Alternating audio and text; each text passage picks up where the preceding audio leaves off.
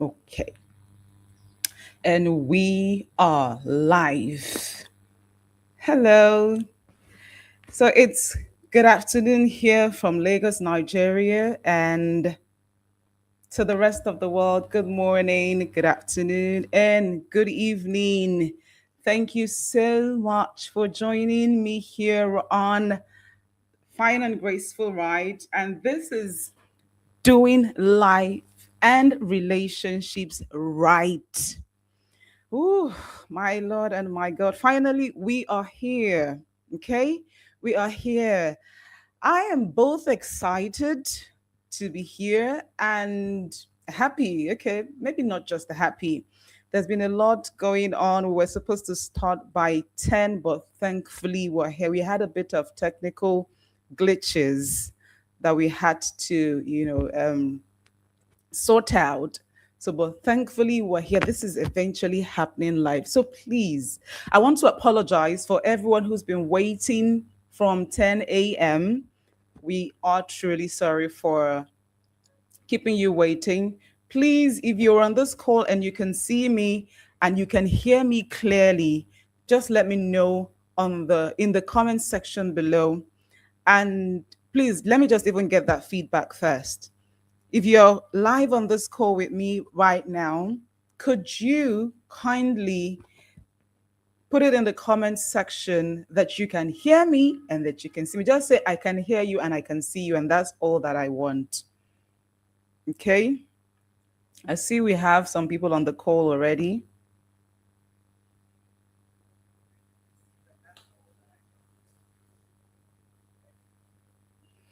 Good. Can you hear me? Can you see me?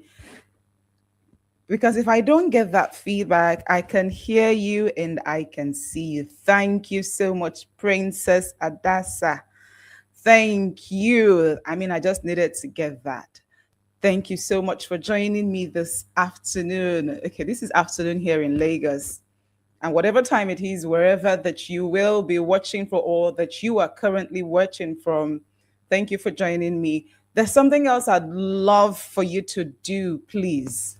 Because we, took time in joining, could you kind of look forward to get the link of this live broadcast right now and just share on your social media platforms? It could be on your WhatsApp status, on any platform that you're active on, so that more people can join us on the call today, because it's about to get down. Do you understand that? I'm excited. Yeah, so the thing is, when we started to have that technical issue, some of these things happen, right? I was already feeling like, oh my God, should we just postpone altogether to another day and all that? But thankfully, a friend of mine just said, no, we're doing this today. We already said that we're doing this, we're going to do it. Okay. Everything may not go as perfectly as we had planned that it would go.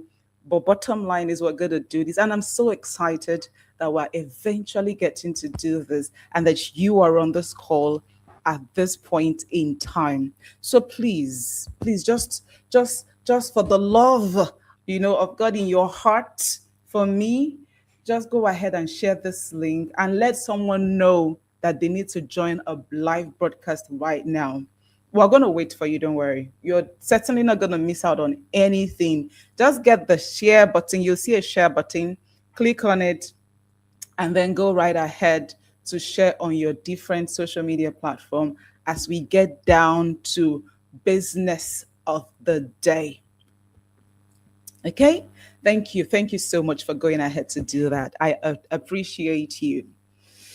All right. So, I'm not going to allow all that happen, all of those. Ooh, so I'm back into my excitement mood and I'm ready for this. So, if you are ready, like I am, please put it in the comment section that I am ready. You can put I am ready or the fire emoji. Just put it there. I want to see it. Keep it coming. I just want to see that I am ready. I'm ready. I'm ready. Once I get one or two, we're just going to go straight into today's conversation. I promise you it's going to be a really interesting one. So, who's ready with me? Who's ready? I am on the comments looking. Who's ready? Who's ready?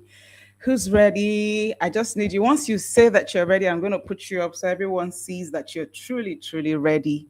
Like, I am ready. You are ready. That's the spirit. Yeah. Ogene Kara says, I am ready. Yeah. Yeah. Yeah. Okay. So let's show that. Says, I am ready. Yeah. I like the fire. Yeah, that's it. That's the energy that we are coming into this conversation with today. I'm ready. Please, I need to get more. I'm ready. Oh, yeah. I see someone else say, I am ready. Oh, yes. Princess Adasa said, I am ready. Yes, girl. We are ready. We are so ready for this. So thank you so much. Thank you. Yeah. So let's just get right into it. So I want to say a very big thank you once again for joining us today on this call. This means everything to us. You know what this is communicating to me right now?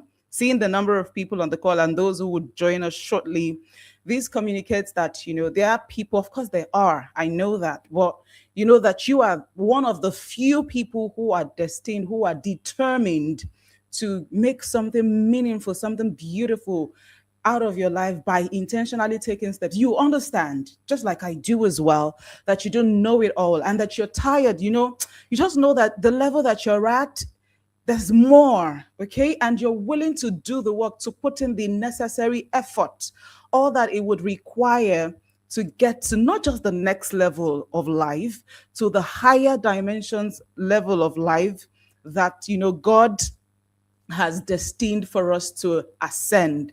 So if that's what it is for you, welcome on board. I'm so, so glad to have you on board. So let's get right into it. Today we're talking about doing life and relationships right. When this theme came to heart, I was like, okay. I mean, I had something in my mind I wanted to communicate with the theme, but I just couldn't come up with a singular word because we were going to talk about, or we are going to talk about life as well as talk about relationship. So if we say, oh, doing life right, no, you may just say, okay, maybe it's one of those, talks about life.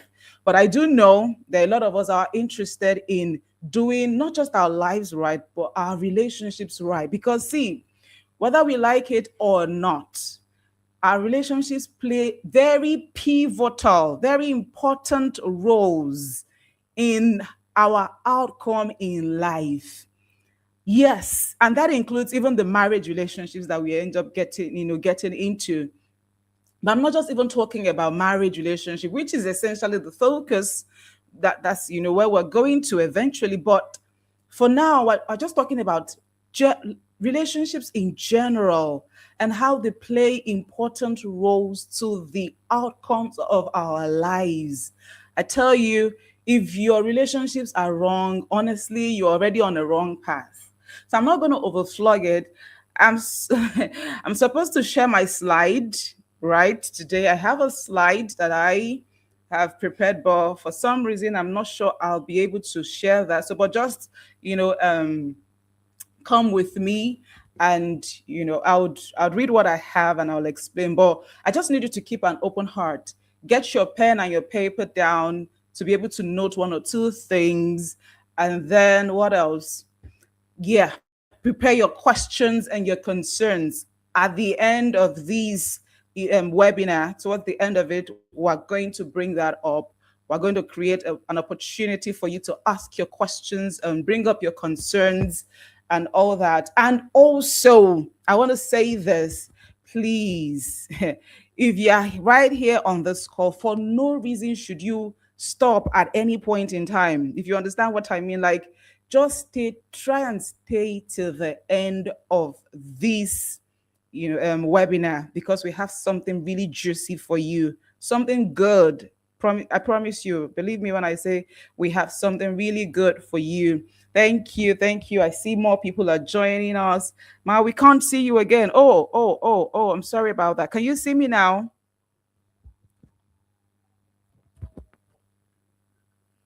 Can you see me now? Okay, Princess Adasa. Please, can someone confirm that you can see me now? Ma, we can't see you again. Okay. I'm sorry about that. But can you see me now? Is this better? Hope I'm still up here. I'm still up here. Yeah, you can see me. Fantastic. Thank you for that powerful feedback. Okay. So, yeah, I was saying that it's going to be an interesting time here today. And I was talking about our relationships and how important they are to the outcomes of our lives. The kinds of people you roll with, the kinds of people you attract into your life will determine how far, how far you go in life. And that's why, even God is, I know, of course, is the creator of all creatures, of all humans. But if you watch the kinds of people he uses, he doesn't use people who are qualified. We're not going to talk about, a lot of spiritual things, but I'm just bringing our attention and just preparing the ground. I hope when I open my, thank you very much. Thank you again, Carol Praise, for that beautiful feedback. Beautiful. So I hope when I open my slide, I won't be taken away from this. If not, I might as well just open it. Okay. Please, I want to open my note. Can you still see me now? Mm, okay, so this is actually the slide I'm supposed to use, but okay. Is this it? Doing life and relationships. Right, good. Okay. So our core objective, yes, my good, thank you. So our core objective, what we want to achieve with this webinar today is that we would, by God's helping grace, identify, have our identity clarity, okay, to help you understand who you are, your worth, your values, and identity, so that you stop living by pressure, comparison, or confusion. I'm just going to read out the objective very quickly and then get on with it. So, yeah. So, what I have here, please let me get my slide. I'm going to do this together. And I love the energy that we've come in with already. I love it. Just keep it coming. Keep it coming. Keep it coming. So by the end of the session, you will understand how your identity shapes your choices. Very important. This is what the session will do for you. You will understand. Okay, let me try and see if I can share my slides actually. Please give me a moment. Hopefully, I'm able to share my slides and you can also participate in where am I? Okay. Good. So you can still see me. Good, good, good, good. So present slides and PDF. Alrighty. My computer. Okay, so I'm trying to open my slides so that you can also participate. Hopefully it doesn't interrupt my image. Okay, can we upload file now? You might need me to upload and I hope it doesn't take me. Okay, but you know what?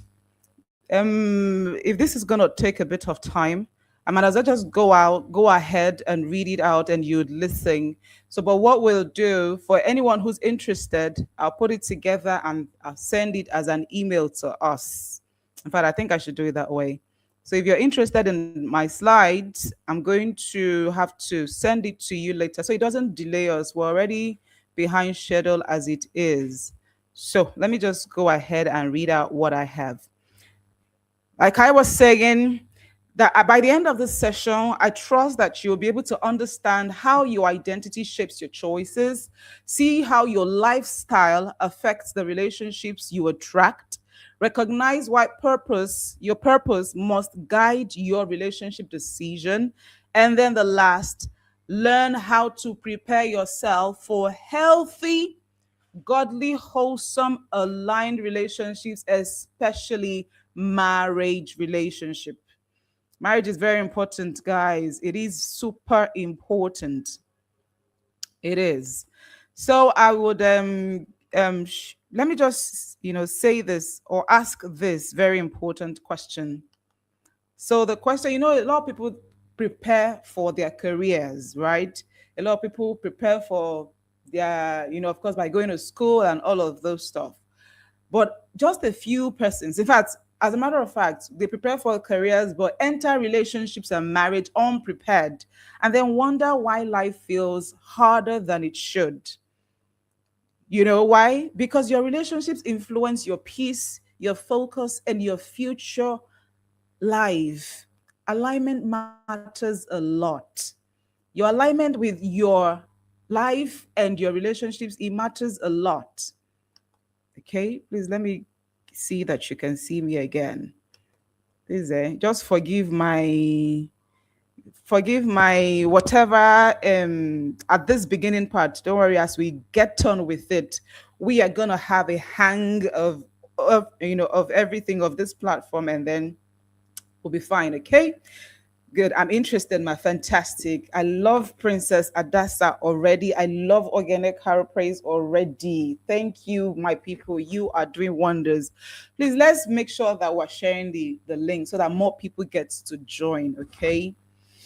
All right. So I was saying and, talking about the importance of our relationships in general, right? And how they affect the outcome of our lives. It's very important that we note that, because some of us just take our time to go to school. We get even down to master's degree level, to our PhDs and all that, just preparing our lives for a good career opportunity. But then we tend to neglect one very important aspect of our life that would determine how far we would go even on that career ladder. Have you heard, or have you not heard or seen couples, or someone who was doing so well, like a single person who was doing super well, if you understand what I mean by super well, and then they eventually got married, and all of those things that they were doing as a single person came crumbling, simply because they just entangled themselves with the wrong person. See, we can't de-emphasize the importance of our relationships, the relationships that we have. And this goes, like I said, beyond just even friends, even down to our family members, even down to, the people we keep company with, our colleagues. Our relationships are very important. And that's why it is tied to the life, conversation we're having today, to say our life and relationships, we need to do both right. We need to do both right. So I'll ask you, I need to ask a question very importantly, and you do not necessarily need to answer this. Okay, there are questions that you'll answer, but this particular one, you don't need to just answer it in your mind as we go along. So the question is, how many of us, okay, here on this call right now, and those who would listen later on, how many of us, were ever taught how to prepare for relationships? How many of us, truthfully, I'm asking, like, how you grow up as a young lady or as a young guy, you just get to a certain age and you think that, oh, you know what, I think I'm ripe for this thing called relationship. So how many of us would say right now on this call that you were trained, you were prepared, you were taken through some form of training and all that to prepare you for relationship, or your relationship journey, whether it's intimate relationship or any other? Except for, of course, thankfully we now have, of course, there's so many resources that we have for relationship building. But how many of us, it's not something that we readily experience. I, for one, never really got that training from anywhere. I remember the first time I ever was attempting to get into a relationship. I was a young girl in my early 20s, okay, full of life and promises and all that. And then there was this young man that had come and asked, that I get official, because we're friends, right? And of course, he was someone that I had a crush on. I did have a crush on him. So by the time he came and said that he wanted us to become a thing, it felt so good. People, it felt so good. Like, oh, I think of course, I wasn't in doubt as to whether I liked him or not. I liked him so well, but I didn't. In my heart, as at that time, I knew I wasn't prepared for that journey of my life. So how was I going to be behaving? What was I going to do? And he was someone who was a bit older than me, right, in age. So I just wanted to learn some of the very key things that would help me sustain that relationship. You know what I did at the time? I went to a bookshop. I kid you not. I went to a bookshop. This book, I don't know if the man still, I think he should still have his resources in bookshop. His name is Praise George. For some of us who know about Praise George's books, he writes on different aspects of relationships. So I went to the bookshop and I just, was looking for books on relationship and all that. And I picked a couple of his books just to keep me informed. And this was already at the time when someone was here and was saying that he liked me. So, but because I wanted to make sure that I get it done well and right, I had to, go get a book. I mean, I don't know if anyone taught me that. If anyone taught me that I needed to be informed about the relationship, but I just knew that I needed knowledge because in my mind, I was quite sincere with myself. I told myself that I wasn't ready. How was I going to behave? How was I going to, relate with him and all that? So when I got to the bookshop, to get a copy of the book, I sat down. It helped, yeah, of course, to a certain extent. It helped with my interactions, my communication with him. But what I'm trying to bring home here is, I mean, sitting down and training people is not something that that is traditional or to us as people, especially in as Africans, right? But it is very important, very very important. Over the years, the course of years, I've had to attend training seminars, and of course I am a oh sorry, I didn't even get to introduce myself at the start. For those of you who do not know me, by God's grace, I'm a trained relationship counselor, an etiquette coach, among other things, other hats that I wear. And I've been doing this for well over a decade, well over, I think is should be about 15, but well over a decade. I've been doing this. I've been counseling with, singles and married people alike. And I have had, tons of experiences. I've seen, I'm here on earth, I'm here on social media and I'm seeing things. So I've had my own experiences too, but I'm not just even coming from my own experience. But what I'm saying is, the person you're listening to this afternoon is someone who's licensed, somebody who is certified by God's grace to have this conversation with you that you can listen to and be blessed. So today is about alignment essentially.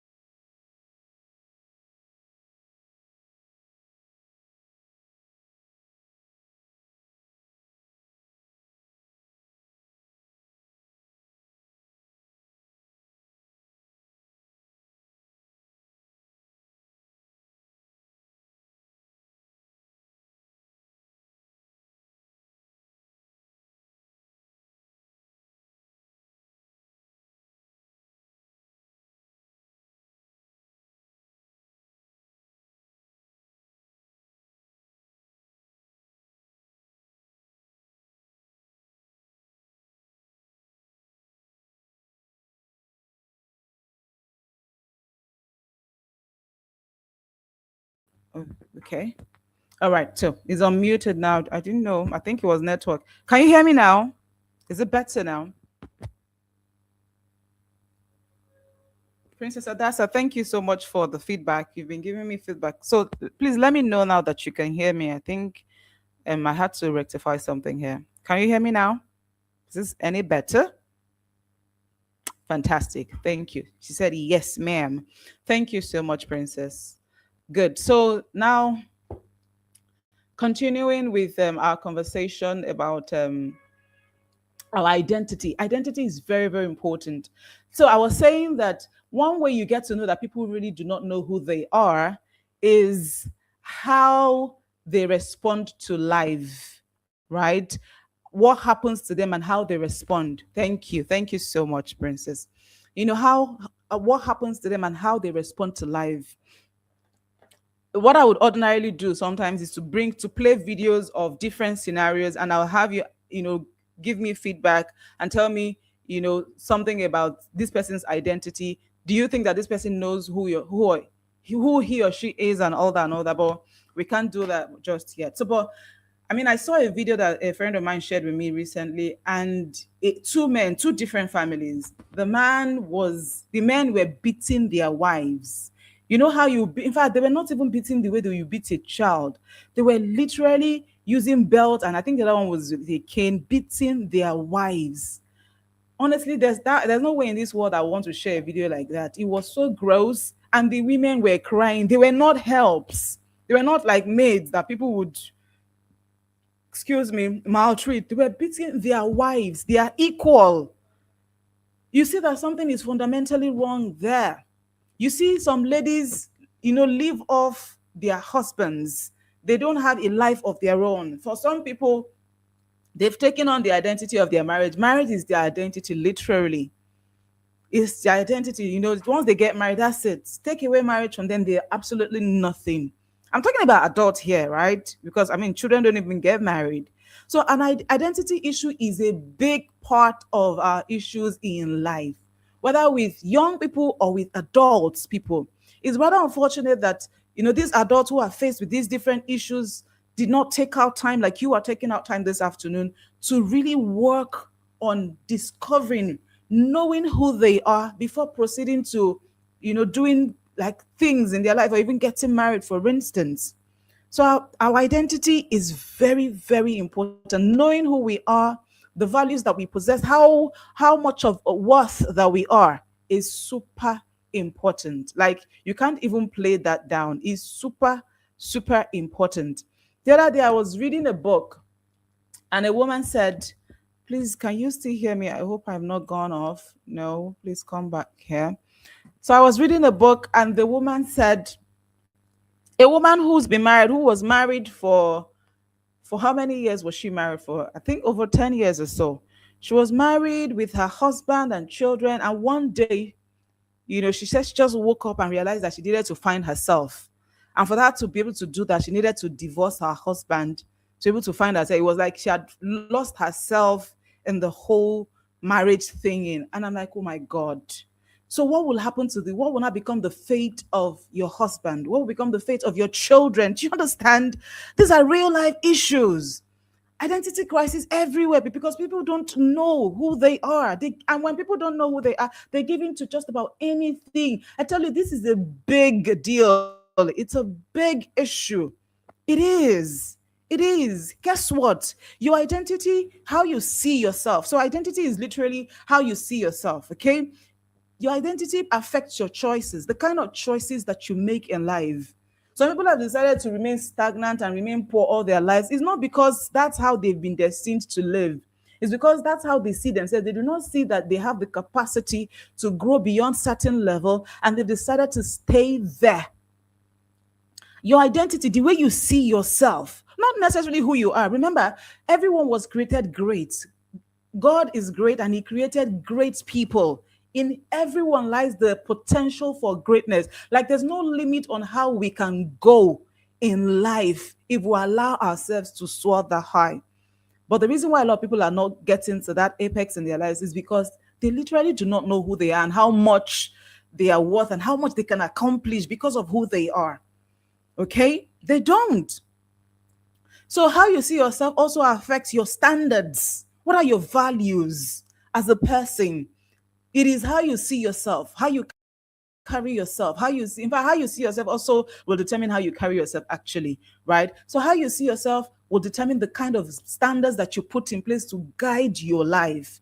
How you see yourself will determine the kind of people that you tolerate into your inner circle, into your space. You don't just leave your life open for any Tom, Dick, and Harry to take a stroll in and take a stroll out. No, no, No. Because if you see your life as very important, you know, then you would carry yourself as important. So what you also, how you see yourself also, determines what you settle for. This part, a lot of people are settling big time, like every now and then, settling for just about anything, and that's not how it's supposed to be. In the book of the Bible, let's just make a reference to the Bible. I'm a Christian, so the Bible is my book of reference, right? So Proverbs 13 verse 7 says, as he thinks in his heart, so is he. That's just it.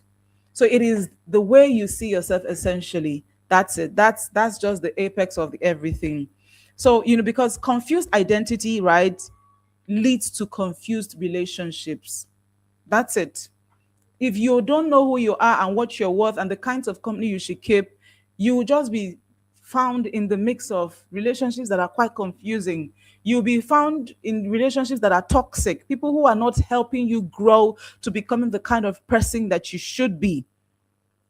Yes, you'll be found in that mix. You'll be found there, right? Your low self-esteem also leads to poor relationship choices. That's it. It is when you don't know who you are that, of course, it gives birth to low self-worth, or what we call low self-esteem. You don't esteem yourself that much, as so much, all that. One of the ways you're suffering from low self-esteem is when people pay you a compliment, for instance. How do you take, yeah, thank you, princess, thank you, I love that. I love that. Oh, good, good. Oh, okay. Yeah, my brother Samson Light says your ID broad. Okay, so I don't know that. What ID broad? Okay, what does that mean? Good, thank you. Princess Adasa said confused identity leads to confused relationships. Yes, yes, yes, yes. True. I'm telling you, that's it. So every time you see that things are not happening well as they should, don't be quick to cast aspersion or put the blames on other people. Have you sat down to even think, how do you see yourself? What do you make of yourself? How important are you to yourself? Okay, because that's what it would be determined by how you now treat yourself, how you carry yourself, how you relate and all that to other people. Right? So when you don't know who you are, attention feels like love. I mean, this is just true. When you don't, anybody that looks at you and says hello, it just feels like, oh my God, he said hello to me. He called me beautiful. Oh, she called me nice. It feels like, oh my God, they're giving you a word or something because you have not even realized that that's who you are. Do you understand? So that's why you see that some people take advantage of people who do not know their self-worth because they just tend to become gullible. They take advantage of them, whether they are women or men alike, girls or boys. People always take advantage of people who do not know their self-worth. Do not know how much, how important they are. People always, most times, take advantage of their relationship with them because they end up becoming people pleasers. Anything they do is just to please people and all that.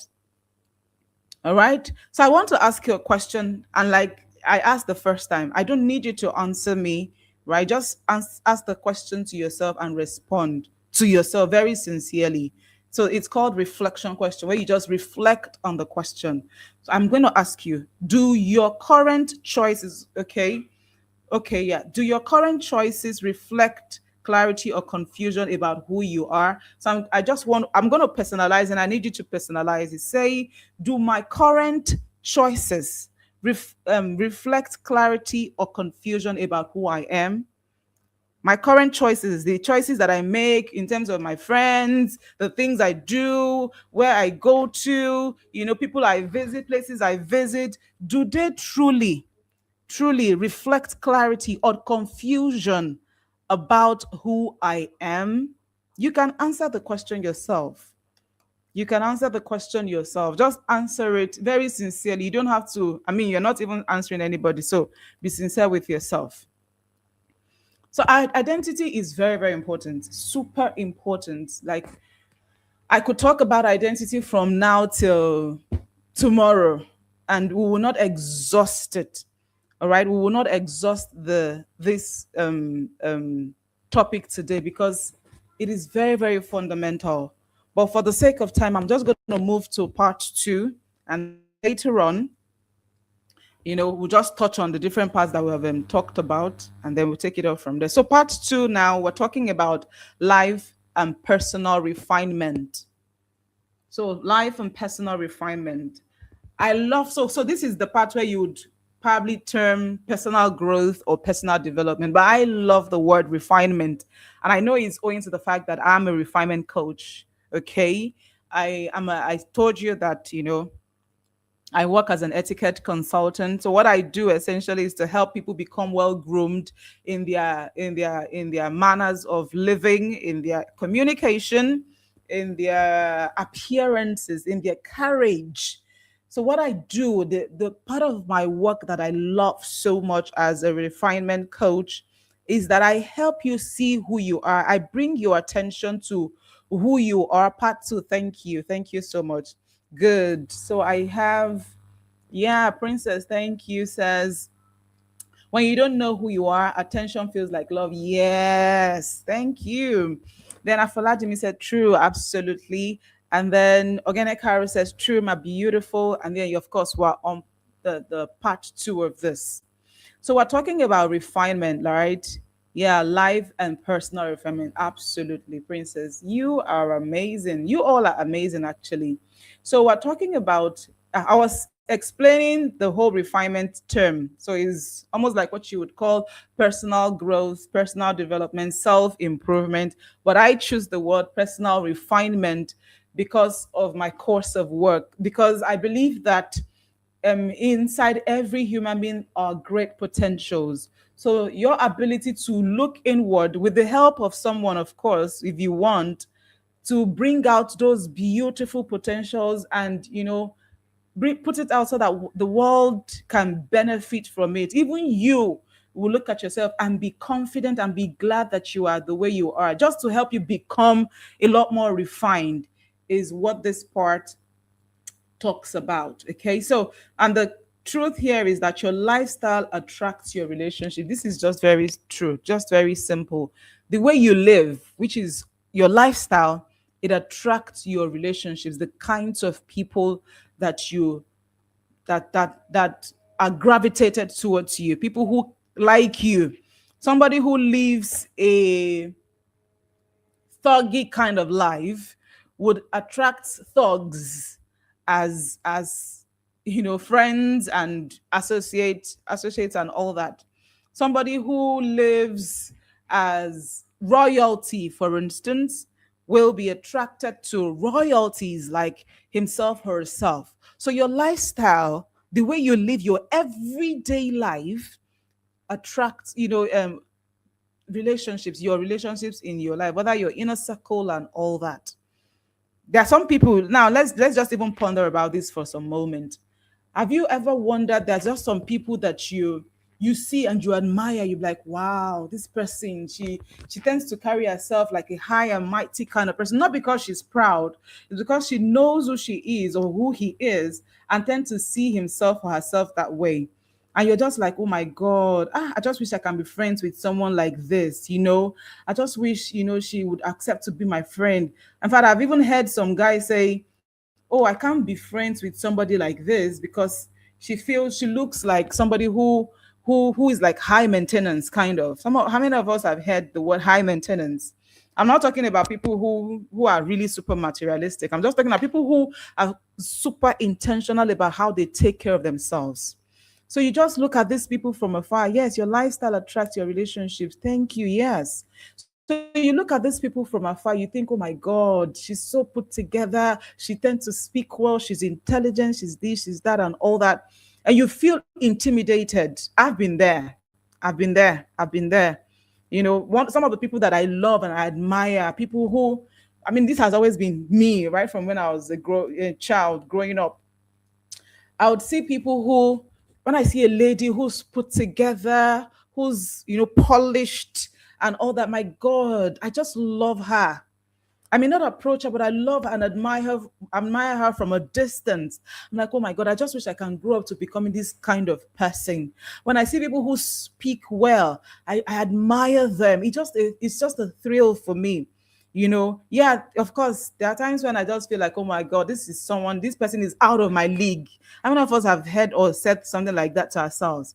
That this person is certainly out of my league. Yeah, there are some people who are out of your league, and that person who is out of your league, thank you, Princess. And that person who is out of your league has somebody who is on the same league with them. Do you understand what I'm trying to say this afternoon? So I'm just saying that indeed your lifestyle attracts your relationships, the kinds of relationships. So what that means is going forward, if you want quality relationship, I think my friend and I were talking, last night, and she was saying, see, Uche, the kinds of friends right now, I'm better off not having friends than having friends who will draw me back. By God's grace, the pace at which I'm moving, I'm very intentional with the kinds of friends and relationships that I want to keep. I want to have friends who I can just call out to and say, okay, babe, can you raise me like 10 million? And the person will not bat an eye and just send it immediately. And the person would also reach out to me and say, oh, please, I need 20M to do something, something. And she would immediately send it. Oh, we need to go and do this. We need to do that. And I said, that's the spirit, baby girl. That's the spirit. That's it. That it shows that you're growing. It shows that you're growing. It shows that you're not living your life to chance, that anybody can just walk into your life and have an opinion. No, that's it. That's it. And you guess what is happening to her? Of course, it's also happening to me as well. Is that a lot of people, and it just will happen to you as you become intentional.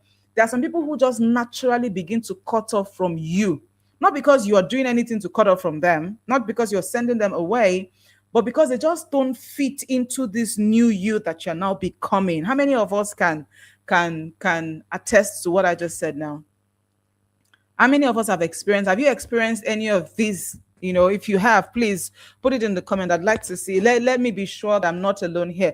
As you keep growing intentionally, you just realize that some people are just cutting off, by themselves without you telling them, oh, please stay on your own and all that. No, they just start to cut off from you and your relationship with them. Yeah, I'm telling you.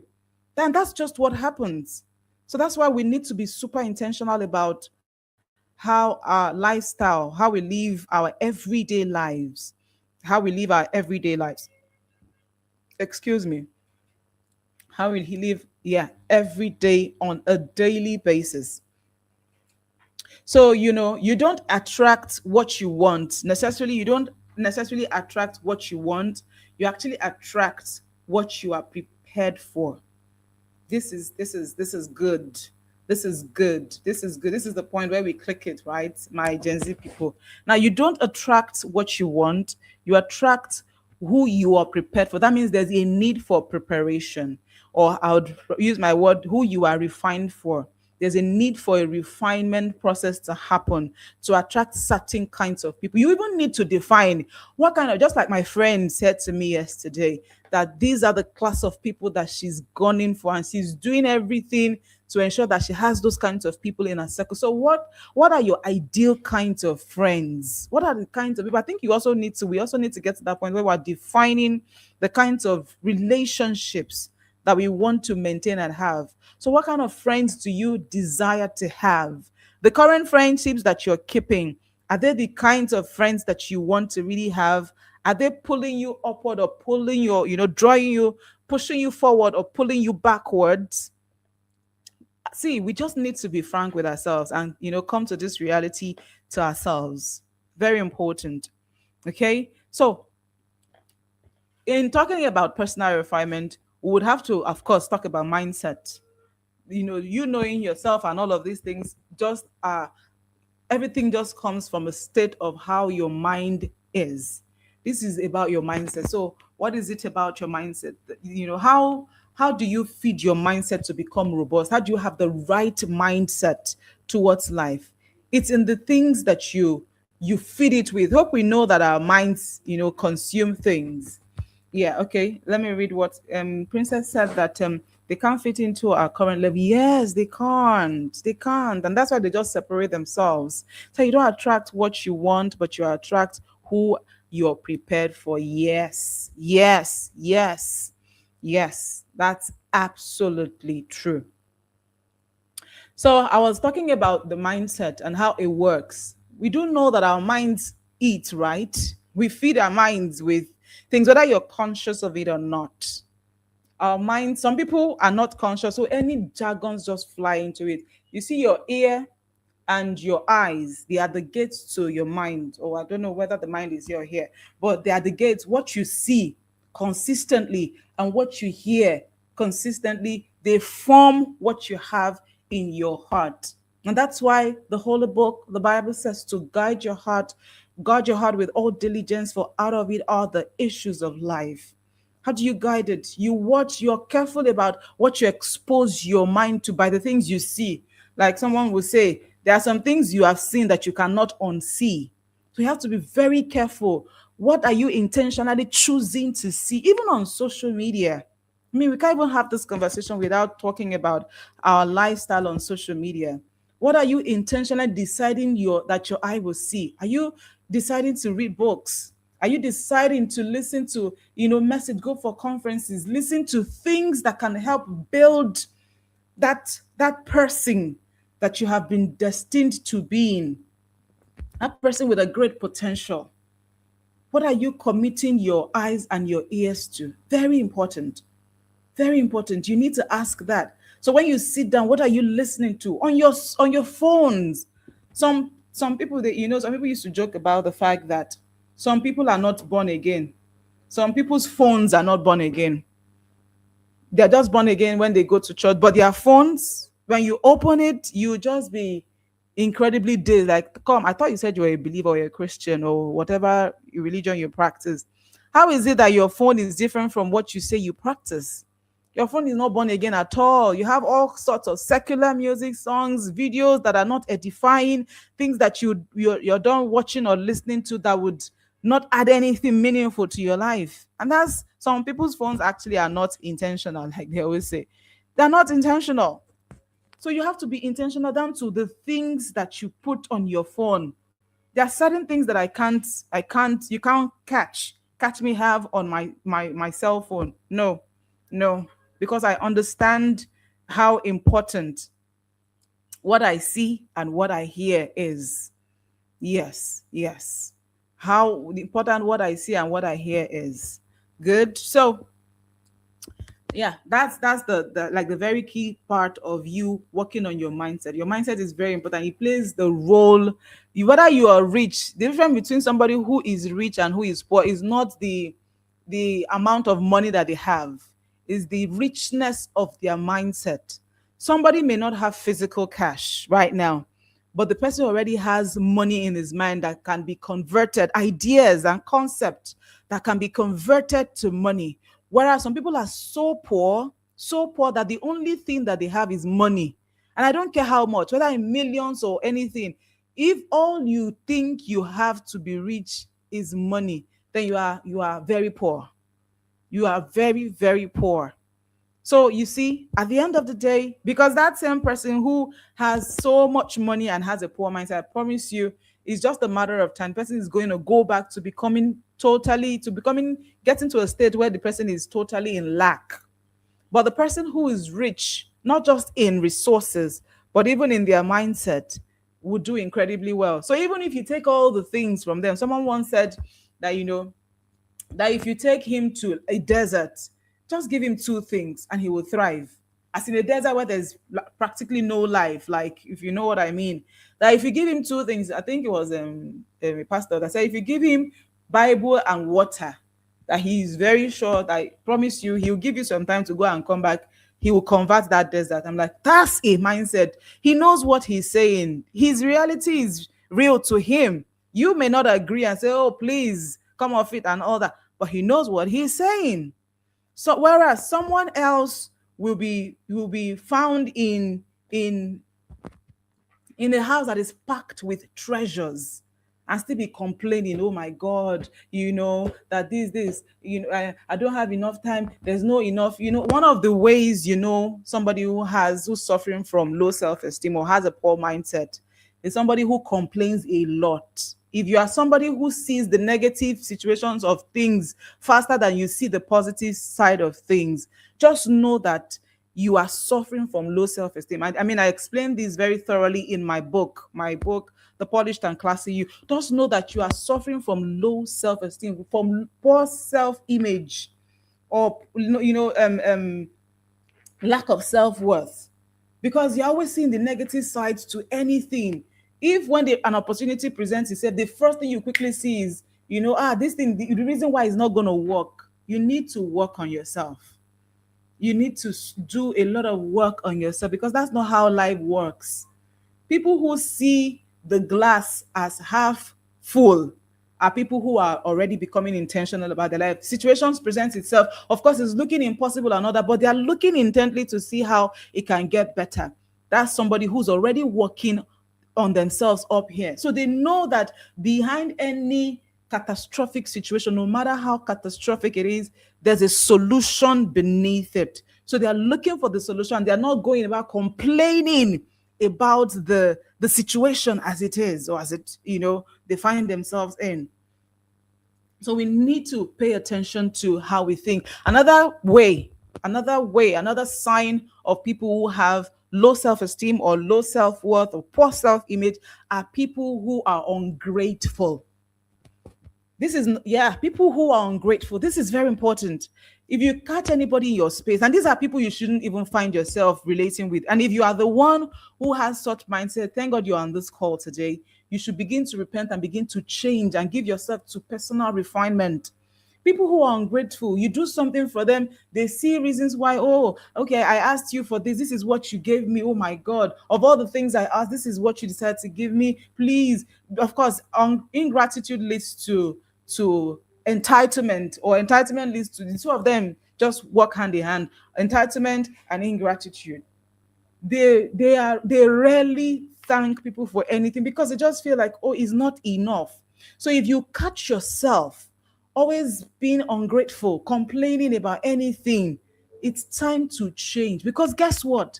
Those people with those two major traits, they never really amass to a reasonable height in life. It's the truth. Because if you're not a grateful person, there's no way more is coming to you. No, no, more can't come to the people, someone who's ungrateful. Take for you, as you are on this call. You do something for someone, and the person saying, oh, thank you, and the person just say, oh, thanks. And then the next time the person is coming to ask for another favor, would you be happy to carry out that favor for the person? I doubt it.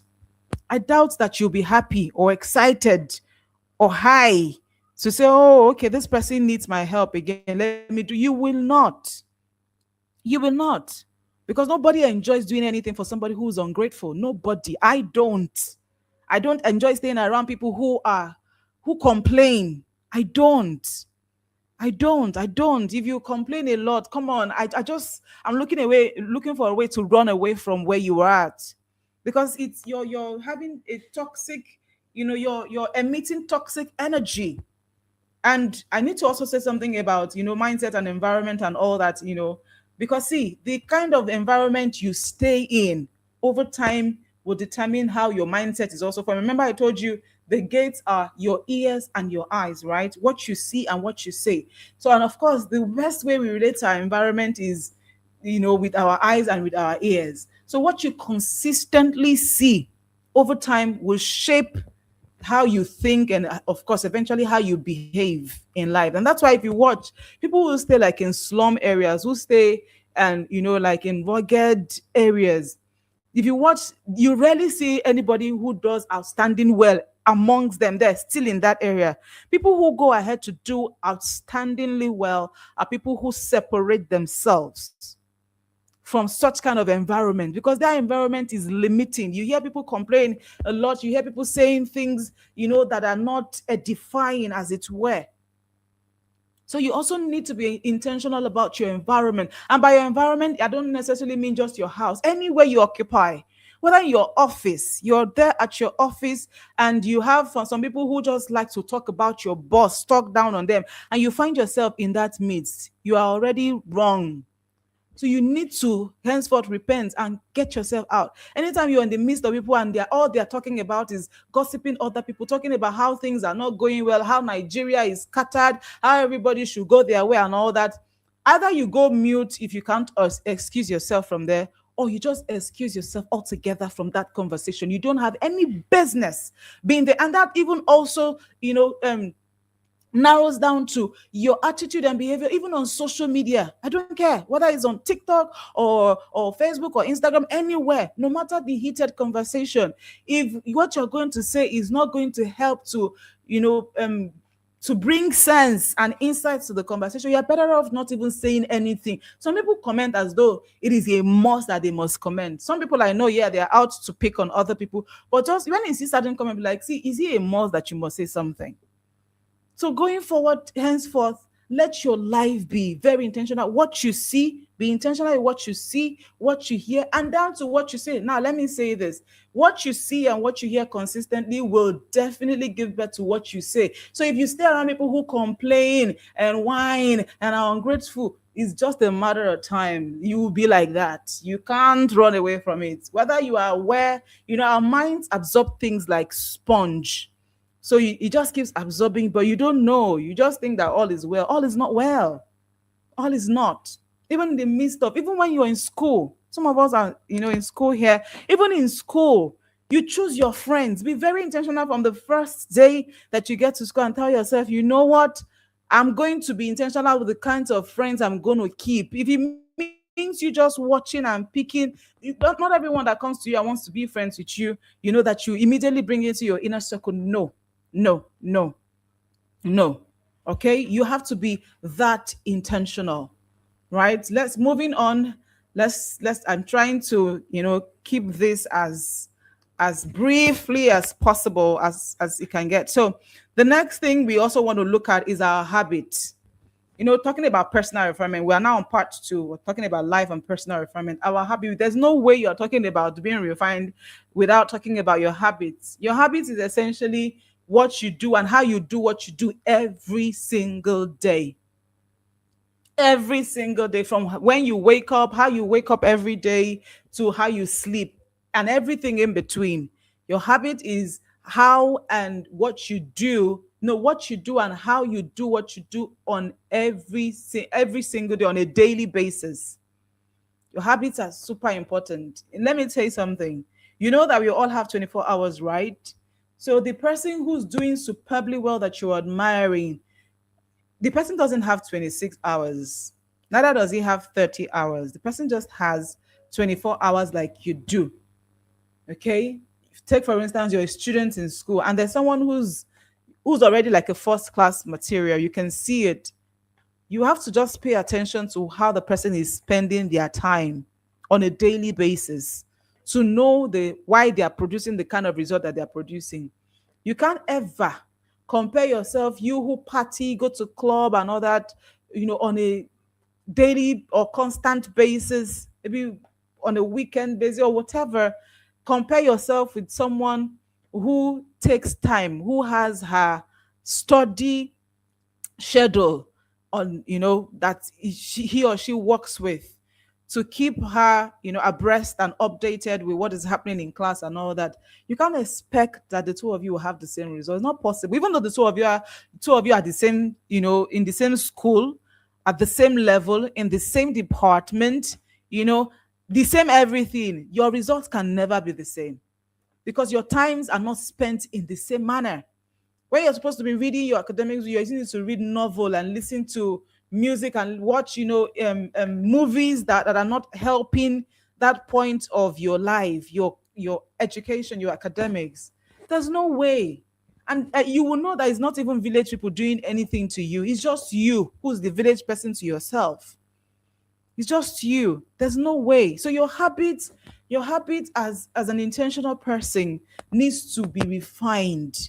How do you wake up? When you wake up, what do you do from the start of the day all through the day going on and the end of the day? What are you doing? How are you spending your time? And how you do what you do, because how you do anything is how you do everything. Are you an excellence oriented person? Are you an organized person? When people come to your space, do they consider you as somebody who is orderly or who is everywhere? It starts from here. It starts from here because it is who you are. You remember I said it, that you'd attract the kind of person that you are. So as you now begin to grow this and you are very intentional with your day, your time, for instance, you manage your time well. You have a time in the day where you just say, this is marked out, this is blocked out for reading. Nothing else comes. Even if somebody is offering Netflix and chill, or let's go to the cinema, you're just telling the person, please, can we do that later? For now, this is what I'm focused on doing. If you're that disciplined, that's it. And now, of course, that leads me to the next one, discipline. There's no way you're talking about intentionality, becoming a more intentional person without talking about being disciplined. There's so no way that that's happening. No way, no way, no way, no way. There's no way you are being disciplined is essentially learning to do what needs to be done when it should be done. Just simply put, learning to do what needs to be done when it should be done. If you say you're going to do this by this so time, even when you don't feel like it, you still get yourself to do it. Exactly, just 24 hours. Absolutely true. So you still get yourself to do it. No excuses. Yeah, please. Another way, sign that you know that somebody is suffering from low self esteem or low self worth is that they are full of excuses. If you see yourself giving so much excuses than you give of results, productive results, just know that you are suffering from low self esteem. The way you are seeing yourself is not correct, is wrong. Because people who see themselves very richly, they are go-getters. They are people who go against the odds, who try. They're not perfect, right? But they try to get things done. So I just thought to mention that. When you see yourself giving too many excuses, oh, the reason why you couldn't do this, oh, because it rained, oh, because there's traffic, oh, because everybody knows that there's no power now, you're giving too many excuses and you're not looking, making an attempt to look for a way around whatever situation you're caught in. You are suffering from low self-esteem. I'm telling you, because you do not see yourself as worthy enough to produce results, to look inwards, whether you are, collaborating with someone to bring results. People who have healthy self-esteem are result oriented. I explained this very thoroughly in my book, really. But that's I just thought to just bring that up because as it keeps coming and as I keep remembering them, I'll explain that. So discipline is very important. There's no way you want to be a personally refined person without being disciplined. Like I said, discipline is learning to do what needs to be done when it should be done, even when you don't feel like it. Because sometimes a lot of us just say, oh, because I don't feel like reading today, so that's it, I'm not gonna go, I'm not gonna read. Because I don't feel like going for classes today, there's a way my body is doing me, I need to just stay at home. And so you don't. I don't feel like going to work, feeling.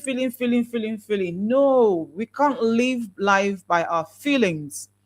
We live life by the actions that we've decided to do, to take up. So if you tell yourself, this month, I'm going to try and start my manuscript and get to this point, no matter what, get on it already.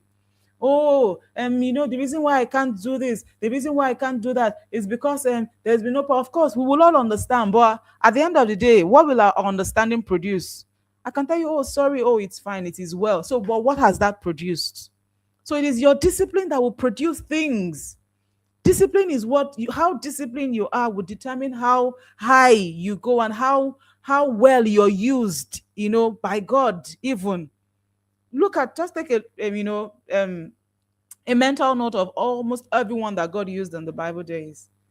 They were people of discipline. They were not people who were just lounging. As a matter of fact, they were all people that were met at the place of their work, doing one thing or the other. They were just committed to whatever it was that they were doing. And of course, grace came and picked them up and did wonders through their lives. So if this year is going to be that year that you're going to be totally different, my darlings, my brothers, my sisters, you have to appreciate, you have to take it in and be disciplined. It's very important. The next part we'll be looking at on that personal refinement is emotional maturity. And this is very essential. This is so essential. Our emotional maturity in becoming people of worth. is super important. How you can, I know I've been talking about feeling, how you're supposed to do something, but because you don't feel like doing it, you end up not doing it. See, that's not you. That's not somebody who's emotionally mature. Emotional maturity is somebody who knows how to handle their emotions, their feelings, how to manage it. Yes, sometimes you're angry at someone, but you're controlling yourself not to say what you need, what you feel like saying. I know some people who like to give stinkers. They'll just say, okay, I'm just going to send a stinker so that the person will feel hurt. Say something that will hurt the person, that will hurt the person's emotion. No. Anybody who's intentional learns how to manage his or her emotions. Emotional maturity is high. A lot of the reason people are having issues in marriage today is because they are not emotionally mature. They are not. Somebody gets married today, and the next thing the person is bailing out, just say, okay, you know what? I'm not feeling this anymore. And the person bails out on the marriage. Who does that? Somebody who is emotionally immature. So, emotional maturity is very, very important. You need to learn it. You need to learn social intelligence. You need to learn how to deal with people, how to deal with people when somebody says things to you, how not to respond quickly, how to manage both your emotions and the emotions of other people. Yes, I know that sometimes, of course, we're not perfect. Sometimes we may lose it. Maybe when we're angry, and then somebody says something, you give it back right back to the person. Emotionally mature people just know how to respond. They don't necessarily react. They don't react to anything, anybody. If you're a reactive person, people would always take advantage of you. They would always look for you. They would always cut your trouble because they just know that once they poke a part of you, you will react. You will explode. They say, "Okay, I think I like it. I like how you are exploding. Have to explode. It's not like you can beat me." So tomorrow again, they poke a part of you. You are everywhere, angry, bitter, and all that, and all that, and all that. And of course, when you're not emotionally mature that way, you begin to build up things. Do you know that your emotions tell on your health? These days, we hear people preach about mental health, mental health, mental health, and all that. Mental health is simply just knowing how to manage your emotions. When you know how to manage your emotions, you'll be peaceful. You don't allow things anybody does or anything that anybody does gets to you. You'll be peaceful, you'll be calm in the face of challenges. When an issue comes, you're not fidgety, you're not fretful. You're not. Because over time, you've learned to manage your emotions, you've learned to suppress something that you would have said that would have been bas boss, bas for boss or boss for bas. No. But you just held yourself and just walked away. Every time you did that, something was building inside of you. Something was, and that was maturity. That was you maturing emotionally. And I'm telling you, if you are one who's intentionally preparing for that great future, you will need it. You will need it. I don't know if some of us are familiar with the story of David in the Bible. Imagine that David did not have emotional maturity. He wasn't someone who was mature emotionally. He would have killed Saul before God made him king.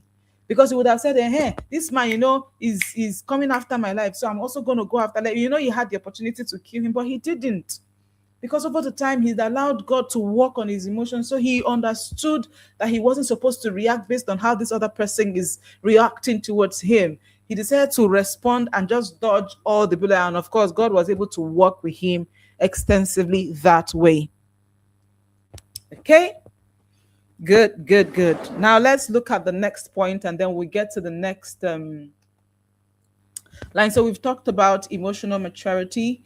And then we also would talk on spiritual maturity as well.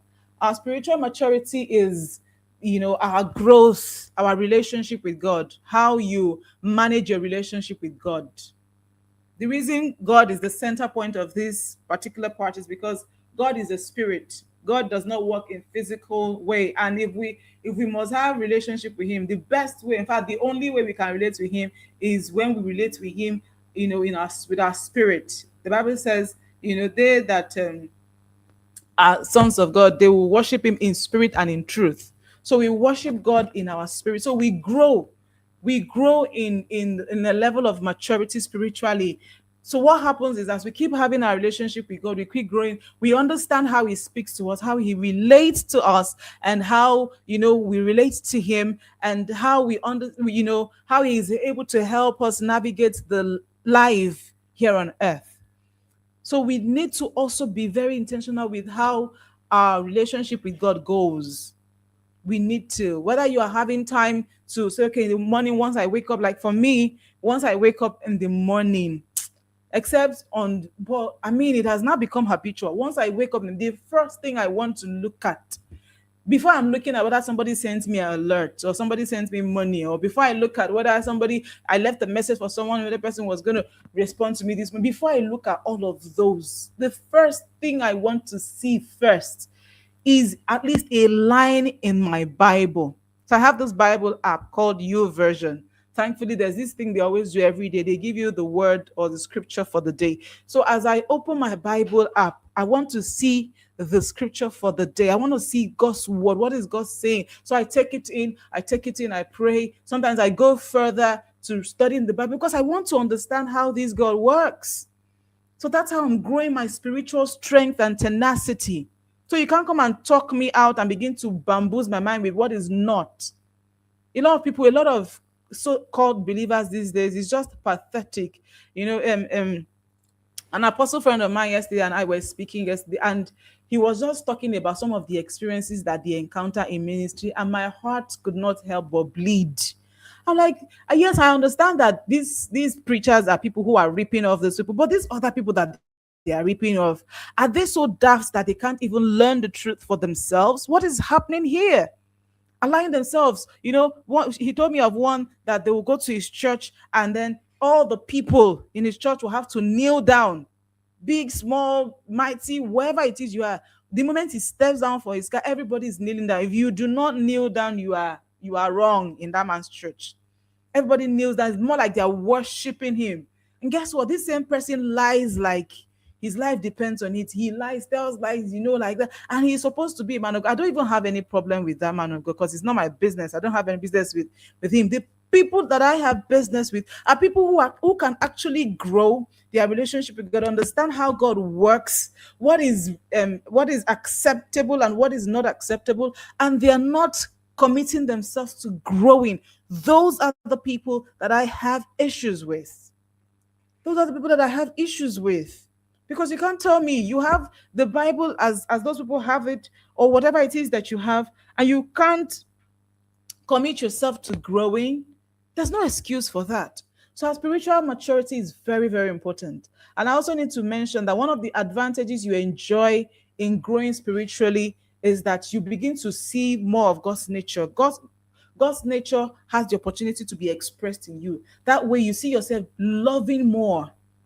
You see yourself loving, you are not struggling. You see yourself forgiving more. It's easier for you to forgive than for you to harbor, bitterness or grief that someone has done something to you so many years ago and that you can't forgive. No. As you keep growing in God, the Holy Spirit begins to use his word to search your heart. Says, okay, remember the unforgiveness that you had the other time. He does that to me. He does that to every one of his child that decides to take their relationship with him a lot more intentional. So our spiritual maturity is very important in our personal refinement journey. And then the last on my list here says presentation and self-respect. Our presentation is key. Our presentation here is key. As a life skill and etiquette consultant, one of the things that I help people do is to look the part, to look like the royalty that they say they are.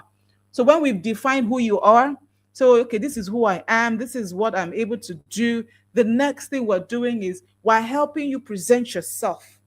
You're speaking as somebody with confidence. You're not intimidated by anybody, whoever they are, whether they are Donald Trump or Queen Elizabeth. Okay, Queen Elizabeth is late now, or anybody. You're not afraid. You're not intimidated. If you don't want to speak, you don't want to speak. But when you speak with confidence. You carry yourself with courage. So one of the things that you need to do that is how that can grow is the level of self-respect that you have for yourself. How well do you respect yourself? Or do you just throw yourself to any kind of situation? Or you carry yourself with dignity? You present yourself with dignity. You're dressed the part. You dress well. You smell good.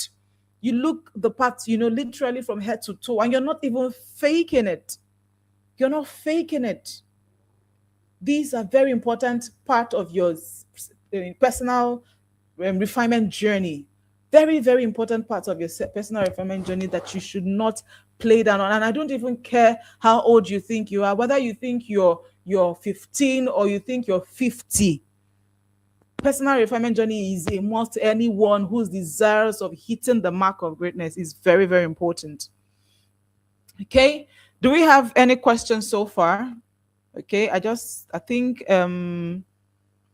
yeah. So Luke 16 verse 10 says, faithful in little, is trusted with much. When you're faithful in little, then you'll be trusted in much. So from wherever you are, whatever state you are, you can actually start. There's a step that can be taken in the right direction from wherever point, state that you're at. Okay. So I'd like us to answer these questions again. I like, reflection questions. Reflection questions bring out things that you never really on your own would think about. So these are examples. Okay, these are examples. These are not okay. They are not exactly questions. They are just examples to the things I just explained. Disorganized lives equals to chaotic relationships. Simple. This is just, so if you do not take out time to be personally refined or go through on that personal journey, this is the result. Once your life still becomes disorganized, don't be asking yourself that, why is my life like this? Why do I attract these kinds of people? Why can't I be like this? Why? No, no, no, no, no, no, no, no. It's you. Your life is already disorganized, so the outcome will be chaotic. If you want better life, then get orderly in your life. That's how it works. Okay. Then when you don't have emotional control, you'll be exposed to a life of constant drama. Constantly. People are, said it earlier, people will be looking for a way to poke you. And because you don't know how to say no or keep quiet at certain times, you would always respond. Of course, your life will be, and you'll be exhausted. You'll just be full of drama. Drama here, drama there. At some point you're depressed because you just think that everybody hates you or something. You don't want that. You don't want that. And when there's no direction, you get easily distracted by people. That's it. When you don't have a direction for where your life is headed, distraction becomes very easy. They say, oh, this is what is raining today, you're there. They say, oh, this is what we're doing today, you're there. Oh, you're doing something important and a game pops up on your phone, you're clicking it. See, your life becomes very directionless. Distraction will be very easy. Okay, it would be very easy. So the life you build determines the love you attract. I like this. This is the point where we click it. It's a nugget. So to say that the life you build intentionally now will determine the kind of love that you attract. So simple. This is deep, but it's true. So if you want to attract real love, somebody who will pet and pamper you, right, and will make you the most important person in their lives, then start building that life now by the way you see yourself, seeing yourself as an important person. I was having the conversation with my apostle friend yesterday, and I said, see, I just wish that a lot of ladies will understand who they are, because when they do, they will not be throwing themselves cheaply at a man, right? Because if they understand how important, if they know that they are the prize in a relationship, I understand. Society has painted it in such a way that if a lady is not married at a certain age, she's at a disadvantage point. It's not true. Both men and women, who are not married or are married at any point in time, have whatever it is that they are bringing to the table, especially people who are really working on themselves. But for ladies, my ladies in particular this afternoon, I want you to know that you are the prize. You know that the reason a man is actually a hunter in nature is because he finds something in you. Men are hunters in nature. I hope you know that. So there's something that they found in you. If you're not valuable, they will not come after you. Whatever it is that they want to lay with you, it's because they find you valuable to want to lay with you. If whether it is that they want to have conversations with you, they just want you to be their friend, it is because they find you valuable enough. So when a man doesn't have anything he finds valuable in, why will he be hunting that thing? So when a guy comes to you, don't be quick to jump and say, oh my God, and oh God, he proposed. No, in fact, the man should be the one going to testify, if you ask me, that my God, sister so and so accepted my proposal, because you are the prize. You are the one that is coming to help his life, help his destiny. You're the one helping his assignment, help him. Of course, the both of you are supposed to be helpers of each other, right? But essentially, you are the one that is coming to help bring through you. He will birth children on the earth space. Through you, your efforts and his efforts combined, he'll be able to do more for life. All right. But if he's by himself, there's really not much you can do. So you are the prize. Don't let the table turn on you. I saw a video on YouTube of a lady who woke up. She woke up to ring. Some of us must have seen the video. Okay. If you've seen the video, let me know. She woke up to a ring, right? Hello, can you still hear me, please? Please, if you're still on the call and you can still hear me, just let me know. Just say yes, I can hear you and I can see you. So that I continue, please. Can you still hear me? Can you still see me? If you can, please just let me know. I need to get that feedback before I continue. Thank you.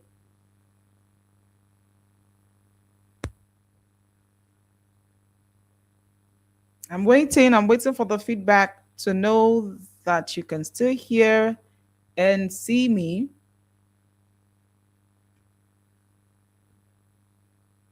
Fantastic. Thank you, Ogene Caro. You said you can see me and you can hear me. Princess, thank you. You can see me and you can hear me. Beautiful. Thank you. Because I just wanted to be sure that you can, so I don't keep talking to myself. But how is the session so far? Let me also just get that feedback. So far, how is this session? Is it worth your time? I mean, you're still on this call till this time, and that means a lot. So how is it so far? Tell me truthfully. Don't tell me because you want to make me feel good. Tell me because it's the truth. So how is the session so far for you? I know it's good. If you're still here, that means it's good. So, but please, still, I need to hear.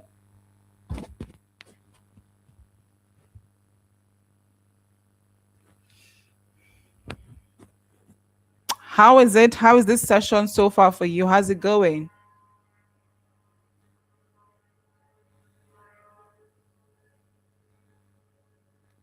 Amazing. Thank you. Princess Adasa said, oh, okay.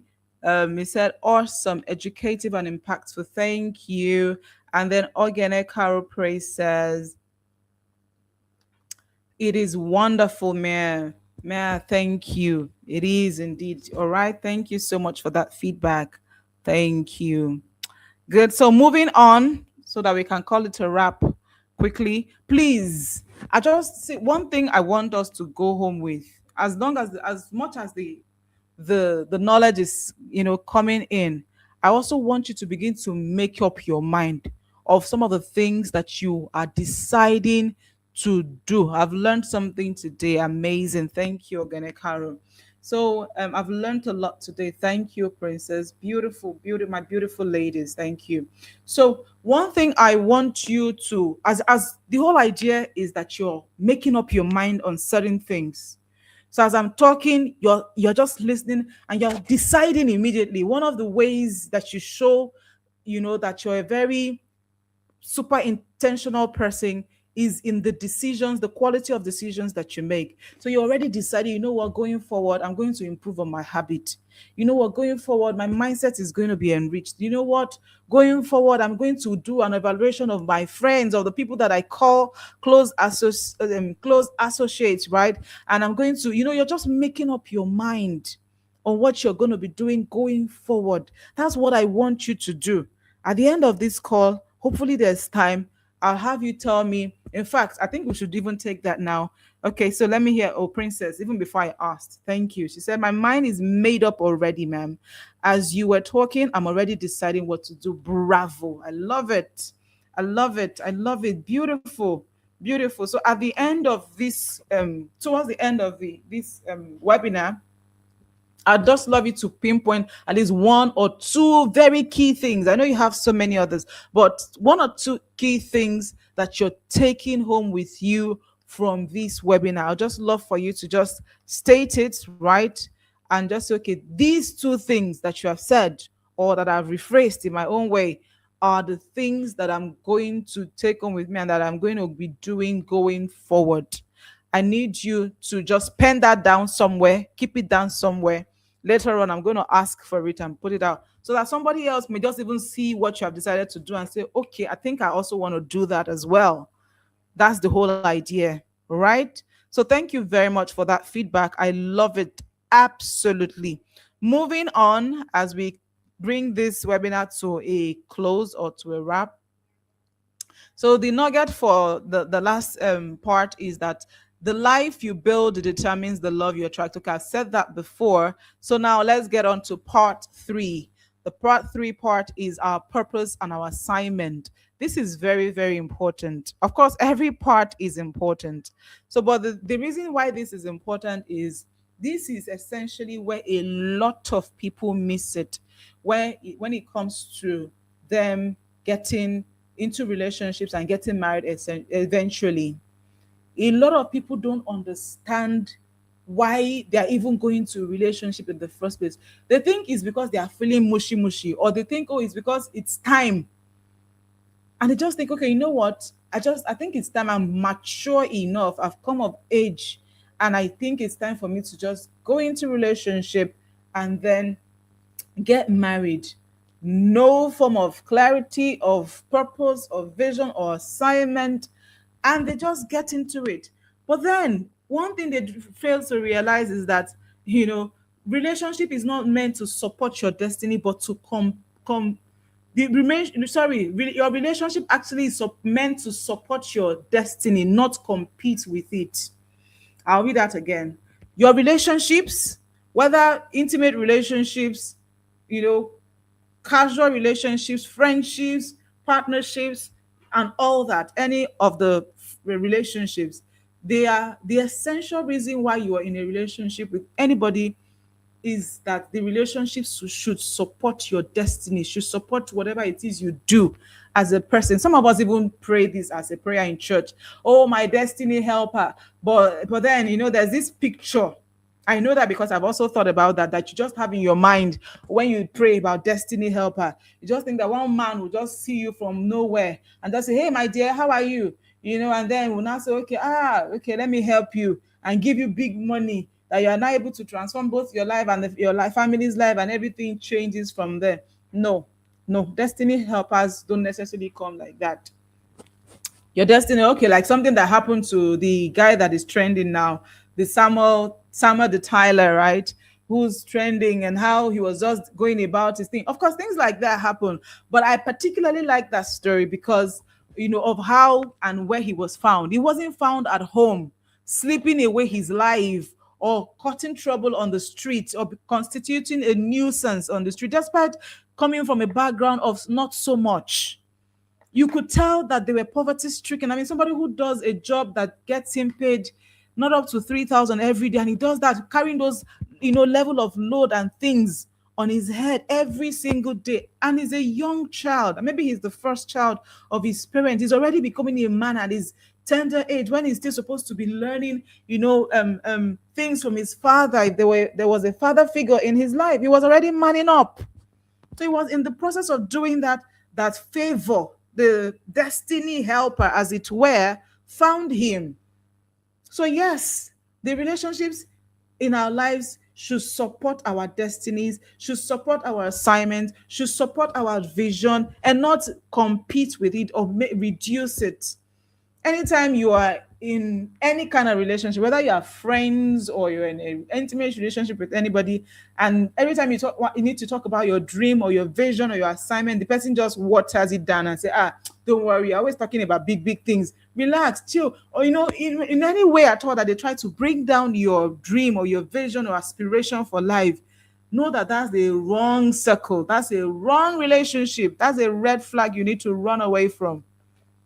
If every time you just bring it up, oh, you know what, I see myself becoming a writer tomorrow, where I'm going to write to Hollywood, I'm going to change the narrative and all that. You're talking about these big things that you want to do, and somebody's looking at you and looking at you like, look at you, please sit down. Is it somebody like you that they are talking about? Once you have anybody that is doing that to you, just keep quiet. Don't keep talking. Stop talking and just smile, and then leave that place. Just leave that conversation altogether. Yeah, you don't have any reason being in that space with that person, having any chat, because anything you say, the person will never see what you're seeing. The person's mind is not developed enough to see what you're saying. So you just have to leave that conversation altogether. Okay, so your relationship should support your destiny and not compete with it. And then the next one is many marry based on feelings.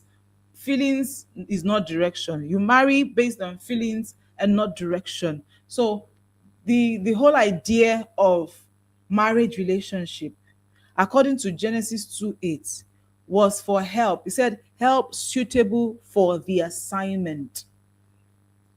Another translation will say help that's complementary to you. You are a whole person. You also need another whole person to help you build a solid life that God has designed for you to build together. That's the essential reason. If you look at it in Genesis 2:8, if I ask us, what's the reason for marriage? Why did God sit down and create marriage? Is there in the Bible? After God created everything he did, he now said, okay, let us now create man in our image and after our likeness, that they will have dominion over this, have this, subdue the earth and do this many things.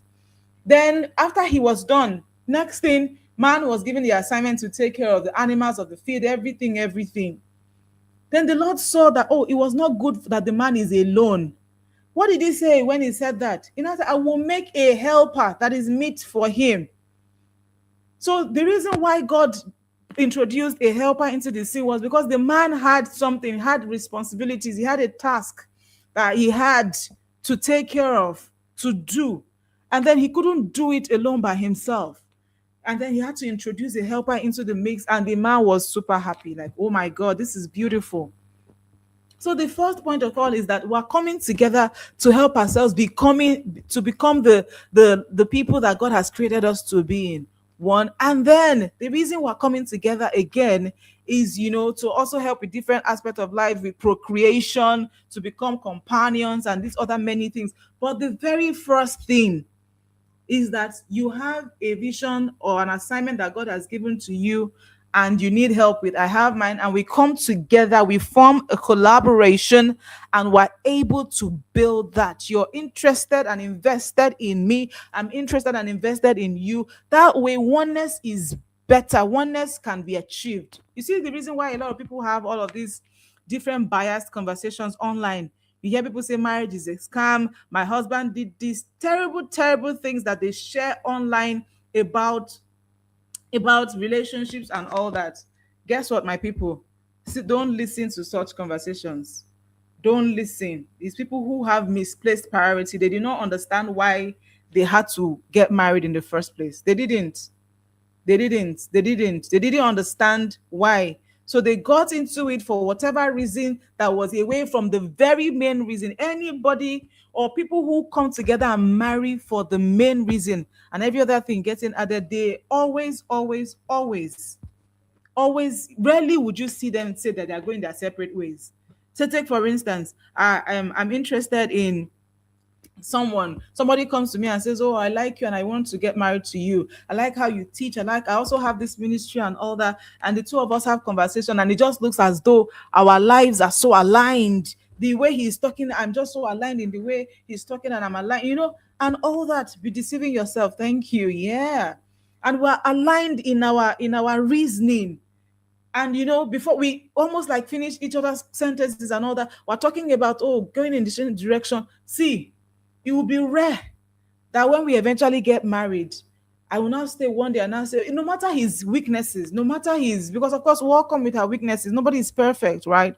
No matter their weakness, no matter their pitfalls, I will be quick to forgiving and looking past his weaknesses, and working together with him so that he can become better than for me to be focused on it. The reason why a lot of people focus on people's weaknesses is because the other aspect of life, there's really not much that they are able to do together. Aside from bearing children, aside from, making love as a couple and all that, maybe spending, but there's really no strong bond or connection that's bringing them together to keep them going. Because they did not understand why they needed to get married before they got married. So you on this call, I'm telling you today that it is better. It is, in fact, actually advisable. It is proper that you realize. I'm not saying you should get a full picture of everything you need to be doing in life, but at least have an idea Okay, have a picture that you're already running with in your mind, that this is the kind of life I perceive that God has called me into. This is what I'm supposed to be doing. When you have that, it would be easier for you to know who to accept to do life with and who not to accept to do life with. Not everybody that will come to you, no matter how tall, for a lady, if you're a lady here, no matter how tall, dark, handsome, fair, whatever, rich, a guy is rather, and comes to you. If you have a picture of the kind of life that you want to live, and this guy comes to you and he doesn't look like he's headed in your kind of direction, you will not even say, let me think about it. You will tell him no outrightly. From the way that the two of you will converse, you just know, okay, no, this person is not exactly headed. While you're talking about going on east journey, he is talking about going to the north. You know, you will just be like, no, no, no, no, no, no. Okay? Because this is one of the things that is stressing people out in relationship, stressing the lives of people out. And some of them do not even know. They just know that something is missing. You see someone who's married to someone else, has a company with, or has is friends with somebody else. The two of them are always vibing, talking about things. The person wants to do any business deal instead of him talking to his wife at home, because he just feels that the wife is not inclined or is not up to his level of reasoning. He would rather look for another lady that he would call and say, "Nne, how are you today? So that thing, this is what I'm thinking of doing." He would rather. Whereas the reason he got married in the first place was so that he can be having these kinds of conversation and any other kind of conversation for that matter with the wife, but he's not. So he's now a married man that he may not necessarily be sleeping with the person outside, but he already has somebody else that is keeping him company. He has a companion somewhere else. So why did you get married to this woman? You see the confusion where it is. So that's why you see that clarity should go ahead of anything that you're doing, even down to the kinds of relationship you have rather, so that you'll get clarity as to who you are going to say yes to. And the person doesn't have to be perfect. When I mean perfect, the person doesn't have to speak English clearly to say, okay, this is what I want to do. Because see, as you keep progressing, you realize that there are a lot of growing ups to do. But the beautiful part of growing up with the right person is that the both of you will be growing up together. Your growth will not impede on his. Your growth will not feel like a threat to his. His growth will not feel like a threat to yours. The two of you are charging yourselves up. You're pushing yourselves. You're growing together. Your children come into the picture. And of course, your children are doing incredibly well because they are growing in a healthy environment. That is something that, please, anybody on this call who's not married should focus on. And for those who are married, the same as that, I've been speaking to the singles more. Remember, yes, it would look as though I'm tilted in that direction because it's about preparation for the love life that we're looking to. But for those who are married, there's always a way out. Okay, there's always a way out. The way out is, at least you, let it start with you. Let the growth start with you. Yes, I know of some people who have said to me, I've tried everything that I know to do. My wife or my husband is not coming up to the level that I want him or her to come to. I understand that. But don't worry, you can't force anybody to change or do what they don't want to do. However, you can influence. You can influence by the way you're living your life, and you're doing it out of love. You're living your life and you're loving other people along the way as you're growing, as you're doing what you're doing. See, you see that your spouse that is looking like, oh, he's just there. Your spouse will see some other ladies frolicking around you, people who are coming to you for mentorship. And they are solid people who also started with nothing and they're willing to grow. And she sees how these people are growing. It's just a matter of time. That's why you're there in the marriage, to influence her, to influence. It's just a matter of time. You person to, and of course with your prayer as well. With your prayer, God is the only person who can change a man's heart. The Bible says that the heart of a king is in God's hands, right? So it's only God that can change a man's heart. And God said that through your own holiness, through your own spirituality, your growth, that you can also use it to win. You can use it to win your spouse. So once you let the growth, let the change even start with you, and don't try to force anything on your spouse, because if you do that, you may get things, worse off. So, but you just need to calmly, prayerfully keep growing. And as he or she is seeing you, it's only a matter of a time that the person would, want to catch up and begin to do what you're doing and also get better. So that's my charge to those who are married. But for those who are not married, prevention is always better than cure. Instead of it to go and find yourself in a situation where you are now going to mountain, going to everywhere. I'm not casting aspersion. I'm not saying that people who are married, oh, that is what I've just given you the idea or the way to go about it if you're a married person. If you're having challenge with someone who's not like you, no, it's not be loving the person. The best way to influence anybody is through love, right? Not hate or forcefulness or bitterness. No, lovingly, you're just living your life, you're growing, and you're desiring truly that this person would also join you on that journey. And you're doing all that you do, carry out your responsibility. You come. Sometimes you even share some of the things that you've learned. Even when it looks as though the person is not interested, she still shared all the same. Like I said, it's a matter of time the person would catch up. And then for those who are not married, the reason why your own advices would be quite different. It's like somebody, it's like advising somebody against doing certain things. Maybe watching your diet, for instance, watching what you eat, your lifestyle, so that you will not have cancer, for instance. So you see that it would always be better to advise you to not do certain things so that you will not have cancer than to wait until you now have cancer. Will not be teaching you how to avoid not, avoid the cancer not taking you out and all that. Do you understand where I'm trying to go? That's why I'm saying that prevention would always be better than cure. So if you're not married yet, you're not in a hurry, whether you're a lady or a young man on this call, you're not in a hurry to get married. You're just taking your time and getting it right. And I'm telling you, once you start your preparation, getting your mindset, your habits, and all of these things early enough, some of these things I'm teaching you, I had to learn it. If I had had this knowledge earlier enough, I know that my life probably would have taken a different course. Not like my life, anything is wrong with it, but I know that it would have taken, I would have approached a certain level of height earlier on than what it is now. But I'm with it, what it is right now, I'm still very grateful. Very, very grateful. Very grateful. I'm not in comparison with anybody. We're all on our different tracks, running on our timelines, I know, at our different paces. Okay? So for those who are not married, please, prevention is better than cure. It's always better to get it right from the get-go and get it right and get it well than to now be struggling. So that's why you need to have a vision, have these things in place, have your values in place. What are your values? So that whoever comes, if his values and yours are not aligning, then you guys don't have any business being together. That's what I'm trying to say, or that's what I've been trying to say. Alrighty. So, in bringing this to a wrap, I'm just going to read the following lines that I have. When you don't know your purpose, you choose by appearance. All the tall, dark, and handsome people.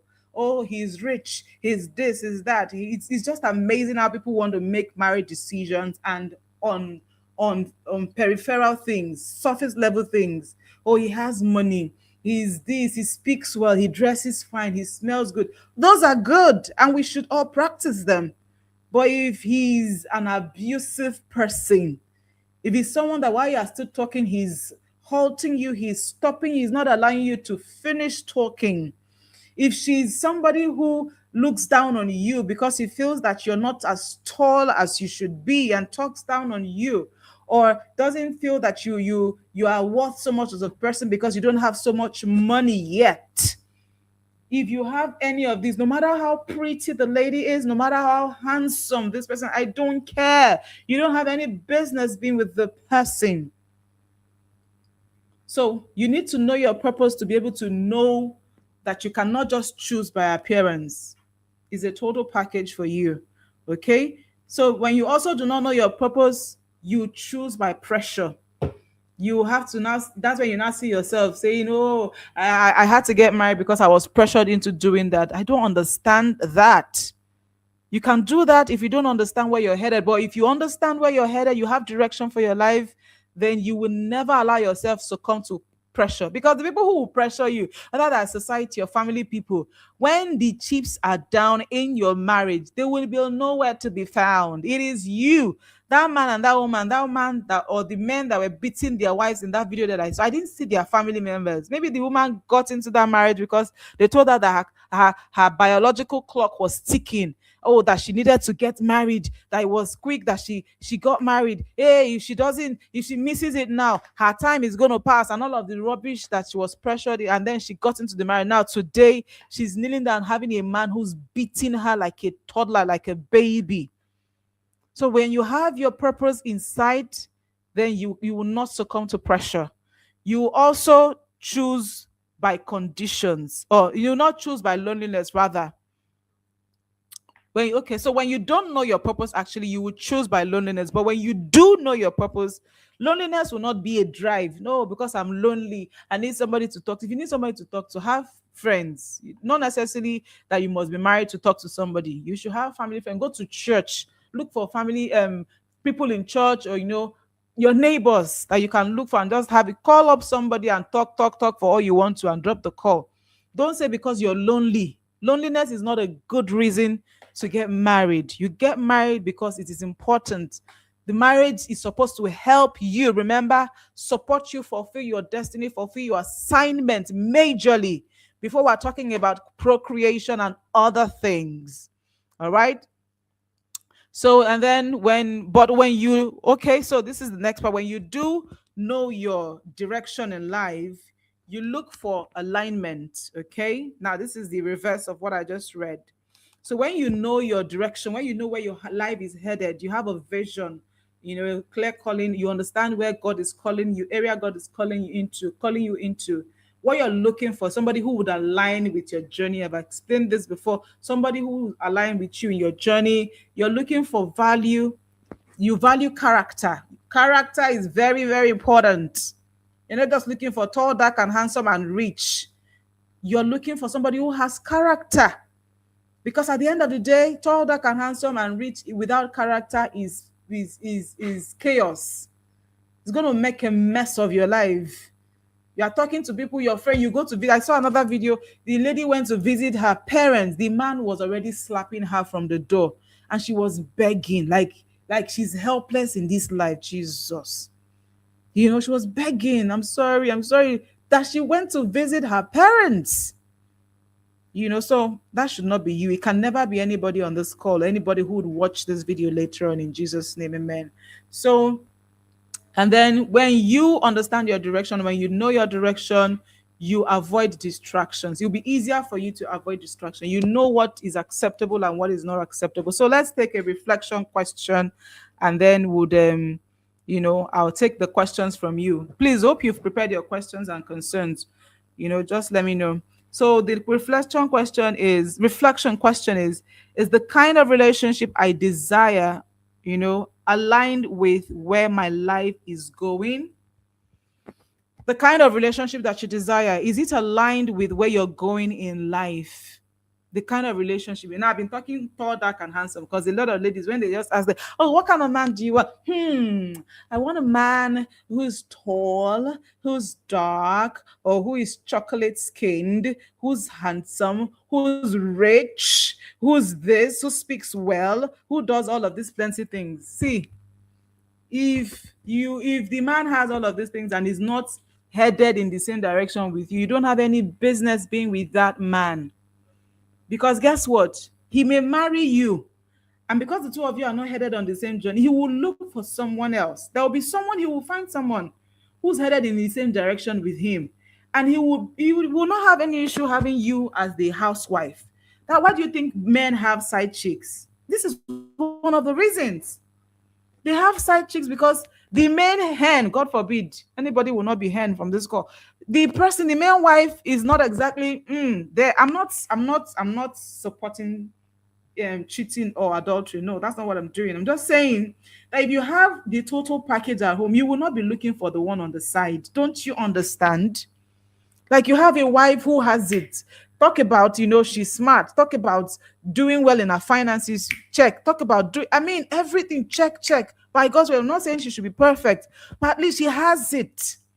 I know that there are still some men. That's why those are not the kind of men that you should have any kind of relationship. Because I know that there are still some men who are married to wonderful women, but they still just have the side chick. But if you watch those kind of people, it is habitual. It wasn't you. It wasn't you who decided to make them, who made them decide to start having side chick. They've always been having it. Some of those kind of people, maybe when they were still dating, had like 2 3 girlfriends. They were cool with it. So they got married to you.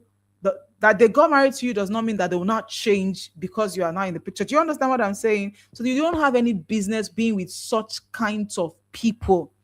And I'm saying no matter how good they look, no matter how well they speak, no matter their raps, no matter how romantic they are, if they are not aligned with where you are going, I know what I am saying. Some people have married romance, and the romance is not romancing anymore for them because now life reality has set in. Maybe they did not even know what they were supposed to do earlier on. Now they have now known it, and they are communicating it to their husband, to their spouse, and the man is saying, I don't get it.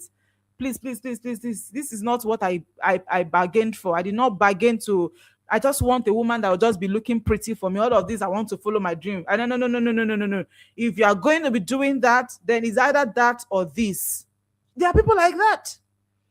Oh, there are. I read a story on Facebook of a young lady who's already building her life, building her dream. I think she wanted to have like she wanted to go into agriculture. She had this dream that she's been building, growing, young lady. And then this man came from nowhere and started to talk about marriage. Of course, and initially it sounded so nice. The man would send big cars, SUVs to come and pick her. They will go to have, lunch or dinner or whatever in fancy restaurants and all that. Just spending and making her live the luxurious life. You look at her and say, wow, she was like the envy of her friends, of the people around her. It felt like, oh my God, this girl, she has it everything. She's lucky. You know how people say, oh, this girl is so lucky. And I want to think that the man is also good looking as well. So next thing is they went to see the mother. He was already talking about settling down, that he needs to settle down. And he was already spoiling the lady with money, everything. So they went to see the mother, and the mother of the lady, and the mother was already warmed up by the man's charisma, everything. Even when they were going, bought things for her, and of course the mother was happy, the lady seemed happy, they were fine. It was while they were driving back to Lagos that the man was not saying, I just need us to just get married, just finish up so that you can, just go. I'll sponsor you, travel out, go to Canada. Is it Canada or America? So just go and stay. Once you want to have your child, you come there anytime. I can always just come around and be with you guys. The girl was like, I don't understand. Who's going to Canada by herself? And I said, you now. So obviously the man had his own plan of what he wanted. The man wanted a wife that he would, go and keep in Canada. That of course money is not going to be a problem, because the lady was talking about, okay, when she finishes that she wants to continue with this. The man was like, please, please, please, who's talking about agri quotes? What are you doing working when I have money, you have somebody who's taking care of you? The girl was like, yes, I know you're taking care, but I also need to make a meaning of my own life. I also need to make my own money be useful to myself. I mean, I've been doing this. The man was like, please. A lot of girls would grab this opportunity to say, somebody that will just be sponsoring their lifestyle without them having to work for it. The lady was like, please, you have to go to those other girls. I am not that cut out for such. I am not. The kind of life is, I've been building this that I want to do, and I'm, hoping that it would grow. And my spouse, my husband would support me, we would grow in it together. And the man was like, no, no, no, no, no, no, no, no, no. That's not what I want. Is I just want you to, once we get married, by God's grace, you become pregnant, you go to Canada or any other part for that matter that you want to stay. The reason you're going there is because of the kind of work that I do. Into politics and all that, and I don't want you to be exposed, you and my child to be exposed to any kind of danger, because these people, they always come looking for their family members. And that's why I just need you to see, you don't need to do any work. I'll be sending you the money, you'll be living fine, and you'll be feeling cool.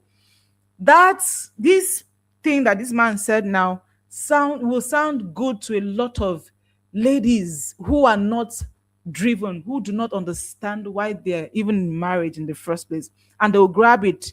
The lady said no. She stood her ground and said, if that's it, I'm sorry, you have to go and look for those other kind of lady. My own kind of lady is that, we'll have to, I have a calling, I have something I know I want to do in my life. We'll be doing it together. I would help you support. The man said, no, no, no, no, no, no, that's it. And that's how that relationship ended. They already went to see the mother. They already went to see it was just for him to go and bring his people, and they'll pay bride price. The lady said no. And that's how he ended, with all the luxury, all the flashy things, the money. The guy would just send her how much via like that. Everything. The lady was ready to just let all of those go.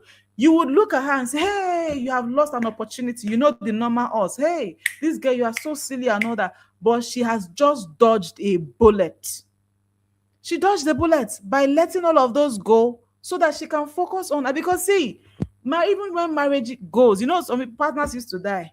The only thing that will continue to sustain you even in your old age is what you've been able to do with that thing that God has put inside of you. How sustainable is going to be the legacy that you have built over time. She said she let go. That when the man eventually got, of course, I told you there's so many ladies will grab the opportunity. The man eventually saw someone else and even sent her picture. See, look at what you missed. That I'm married to someone else. She's even pretty. And the lady said she saw the picture of the lady, very fine, beautiful lady. She now said, she has her own, maybe her own calling in life is just to be a baby girl for somebody and be living the life and all that. That's hers. But she has a different life and path that she wants to head on. And she said she did not even feel any. Of course, she was the one who said she did not want again. It wasn't like the man ended it. So there was nothing that she was going to be feeling bad about. So when I'm saying what I'm saying, I know where I'm coming from. So it's not just because, maybe because I have not. No. So it is you, when you get your clarity right about this is where my life is headed. This is it. Then it would determine you. It would draw the determination for every other thing in life, including the person you're going to get married to. And that is very, very important. Am I making sense? Is this clear enough? Please let me hear you say something to me in the comment section. I will take your questions very soon. Is this clear enough? Is this sinking at all? Is this something that you're taking in and you're saying, this is deep? You know how we say it, this is deep. This is deep. So the reflection question is the kind of relationship that you desire aligned with where your life is going? If it's yes, then keep at it. Keep desiring that kind of relationship or marriage. But if it is not, please change your desire. Change the desire and say, okay, this is my life. This is the kind of man who I want to marry. This is the kind of woman I want to do life with. You define it ahead of time so that when the person shows up, you will not be surprised. Okay? So do I have responses to, is this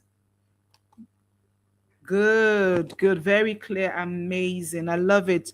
Thank you. Correct lady. Who's this? Thank you, Afalajimi. Oh yeah, I remember you, my friend. Thank you so much. That's so sweet. Thank you very much, Falajimi. I appreciate that word. Please, guys, let me just say this. I love, it's very good. I love it. God loves it. So I'm not just loving it because I'm a woman. Anytime you see somebody doing anything, learn to compliment people. Compliment is beautiful. How do you feel when people look at you and say, wow, you look so good? Do you feel good, right? Please, the same way you should also tell or carry that feeling or extend that feeling to other people too, by using your words very generously. When they look nice, tell them. When they do something nice, they prepare something delicious, tell them, oh wow, this looks so beautiful, this tastes so nice. Like Afolajimi just said that to me now. Correct, lady. I love it. Thank you so much, my friend. Thank you. All right, so now let's look at relationships lastly and prepare your questions. We're taking questions very shortly. So, part four says relationships. Marriage and relationships don't fix identity problem. They don't. If they do, that woman will not leave her marriage. Remember the woman I told you the story that after more than 10 years of marriage, she just woke up one day and realized that she's lost in the whole marriage thing, that she needs to go and find herself. She realized that her identity was more important than the marriage. The marriage, she has been married to her husband and they had children. And she woke up one day and she just said, see, if I continue this marriage, I'm going to lose my mind. I'm ready to give up everything so that I can go and find myself. But you don't have to be that way. You can actually find yourself, know who you are before you start the journey of marriage. So, yes, marriage and relationships don't fix identity problems, they expose them. Okay? Can two work together unless they agreed? No. Two people need to be agreed. One person said, this is where I'm going to, like the story I just shared now. The man says, this is where I'm going to. The lady says, this is where I'm going to. They did not agree and they had to share the grace and went their separate ways. The two of them could only have gotten on the journey if they had agreed. So, yes, two people cannot, work together unless they agree to go on a particular direction together. All right. Healthy relationship requires emotional maturity. You can't take that away. If you see somebody who's always, oh, you did this to me yesterday, that's how you did this to me 29 years ago. I forgave you. You did this again. If you have somebody like that, forget it. That relationship is bent to hit rock bottom. The people in it do not change.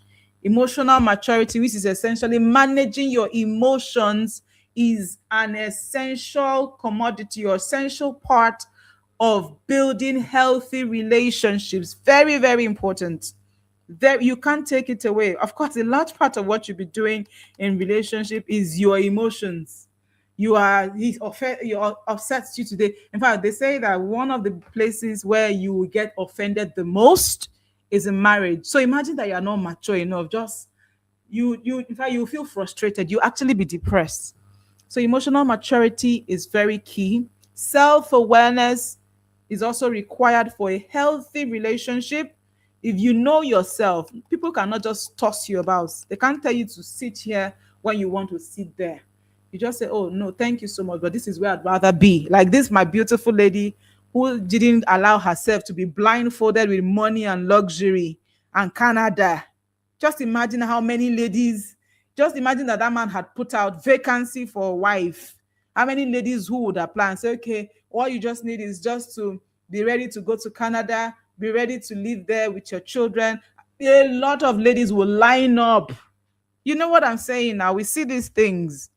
So, but thankfully, this my beautiful lady just said, no, no, no, no, no, no, no, no, no.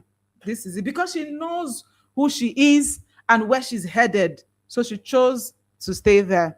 Healthy relationship also requires shared values. I can't be saying that excellence is my value and your life is jaga jaga. The two of us, I don't know. Somebody will be frustrating somebody. If you know what I mean by jaga jaga in quotes, like you are unorganized, you are chaotic, your environment is just not it. We would always have conflict. And my value is love. I'm a very loving person, and you are this person that you just feel like everybody's beneath you. Like my friend said to me yesterday that a pastor, he was the one that gave a pastor friend of his a ride. Right? He went to his church, so they were coming and asked, okay, join me, himself and someone else. And then his member, okay, let me explain it. So my friend has a car, went to visit his friend. So as they were coming back, he now gave his friend a ride. His friend also came in with the spouse, the fiance, and his friend's member, church member, not my friend's church member, my friend's church member. So that means he gave his friend and all his people a ride. Guess what? As they were going, I think the church member wanted to stop somewhere to do something. Now asked that they wait for him. The one that they gave a ride, the friend he's not the owner of the car. See the way he was already quarreling. What nonsense. What is that? Why did you even give her a ride in the first place? Tomorrow now, see finish, we enter. They will not be talking to you anywhere. He is not the owner of car. He's not the one who gave somebody a ride. Somebody else did. And he's now, just imagine that he's the one that owns the car. You can already tell what that is going to be like. That's it. It's a big issue. So, I mean, imagine that kind of person. And she said, my friend said that the wife, the fiance was there seeing the drama that the guy was pulling off. The guy, the person that he's angry at, that they gave a ride, he's his member, the member of his church. He is the pastor. His member, somebody else gave his own member a ride, and then he's angry. Can you just see how people think? Can you see? So you don't have any business being in any kind of relationship with somebody who do not share the same values with you, do not have the value for life like you do. You respect people. Respect is a big deal for you. Somebody who doesn't see respect as anything should not be having a close communication with you. Okay, so it's very important. Another part is your vision alignment. Where he's headed, is it the same way you're headed? If it's not, Ngwanu, don't worry, we can be high from afar and it's fine. So please, these are all things that you need, that are required for healthy marriages. Then important shift is that going forward you need to start doing is stop asking only who is right for me. Start henceforth asking, who am I becoming right for the life and love that I desire? I'm going to say that the question you should start asking going forward is not just, oh, who is going to be this, my spouse, my husband, my wife should be this, should be that. No, don't focus on that. The person is already working on himself like you are working on yourself. The question you should be asking and answering is, who am I becoming today? Who's the right person I'm becoming, am I becoming right for the life and the love that I desire? I'm going to read that again. Am I becoming right for the life and love that I desire? Talking about living, doing life and relationships. So the question is, am I becoming right? Right? Am I becoming the right one for the life and love, the marriage that I desire? So you have the question, you have the answer with you. If it's a no, then repent. You need to change. Then, but if it's a yes, then continue growing on it. The person is also answering the same question, similar question, and is working on himself, working on herself. When time comes, the two of you will meet, and the meeting will be smooth and beautiful. There will not be a struggle. That kind of person will not come and tell you, let's be dating for do Methuselah dating. No, the person will come and know what he wants, just like you know what you want. So the moment the person comes in contact with you, tells you this is what I want, and you agree, is almost instantly. You have all your conversations, and you just know, you pray, and you just, okay, this is it. I have peace. There will not be a need for endless, aimless dating. I saw a movie recently, and my heart was just bleeding for the lady. So she got into this relationship where after 2 years they're doing baby, sleeping with themselves, doing everything married couple would do, but the man wasn't coming out to say, I want to marry you. So the lady now had to confront him. This was after 2 years, going on 3 years. Now, God, please, what are we doing in this relationship now? When are you going to put a ring on my finger? What is this? The man was like, see, please don't rush me. This is after 2 years, going on 3 years, guys. Was saying, don't rush me. Okay, I'm not ready. There are still some things I'm trying to put in place. When I'm done, but if you are so much in a hurry, if you can't wait, then please, it's okay. You can go and look for somebody else. The lady was like, what? Hey, after 2 to 3 years of my life, you're telling I can go ahead and meet someone else? But she's been given the option. It is either she waits, and the waiting is indefinite. She doesn't know if she will have to wait for 5 years or how many years she's going to wait till the man is now ready. So my question is, if he wasn't ready from the beginning, why did he go to her to ask her to be his girlfriend or whatever? And the lady too that they came to What questions did he ask the man to know whether he is ready for a lifetime commitment or not? Because I don't understand, why do people go into relationship these days? You see people go into relationship, it is after they've done like two or three, that's when they are not just starting to talk about marriage or not. And then the lady is not happy. This lady is, oh my God, am I sure that this guy will marry me? And that's why, please, I know I say this to people. Don't be part of the ladies who a guy will propose to you, are jumping everywhere. Oh, I don't understand. I honestly, I will never understand that thing, no matter how people try to explain it to me. Remember, I told you, as a lady, you are the one who's coming to become a help to his life, right? That's why he's coming for you. If you're not valuable, he will not come for you. And as a lady, of course, he's also going to help you. So the two of you are supposed to be helping each other. So when he comes and says he wants to get married, you should not be surprised, because you've been building yourself. You've been working on yourself. You've been growing intentionally. And you've been doing all of that only for somebody to come to you and put a ring, and you're jumping everywhere, showing everybody because you think that your identity is tied to a ring. No, something is faulty, if you ask me, with the identity of people who jump like that. I don't care who they are, whether they put together everything they say they want to celebrate it. I don't care. From the very beginning, the man should already know that this is what I want. Okay? I like you and I'm looking to doing life with you. Will you marry me? From the very beginning? Let the lady feel like, why are you in a hurry? See, a man who knows what he wants knows what he wants.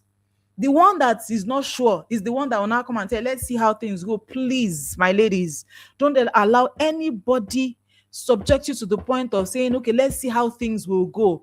Not now, not ever. Not you are not a lab apparatus that somebody will use to do tests. If he wants to see how things will go, let him just be friends with you. No sentimental attachment whatsoever. The two of you are open. If he eventually becomes friends with you and he doesn't think that you are the one that he can do life with, it's easier. At that point, you are not subjected, you are not tied to, your commitment to the relationship. So that anybody that comes along the way, and the person is ready and the person is headed in your direction, you are not, when you follow the person, you are not breaking anybody's heart. Do you understand what I'm saying? Please don't put your heart, my ladies, if you are understanding what I'm saying, let me say, yes, I am understanding. You don't put your heart or yourself in a situation where somebody now makes you feel like you don't have an option. Don't. Even men, my men as well, don't. You are the prize too, in your own way. You are the man, actually. So you're the one who calls the shots, right, as the head. So you come and see a lady that you like, you tell her this is it. Don't let anybody now begin to play you and say, okay, let me think about it. And she keeps you in a spot. She's not coming out to tell you a yes or a no. No, it's simple. I like you. Okay. And I would like for us to do life together. I'd like for us to be married and on that and all that.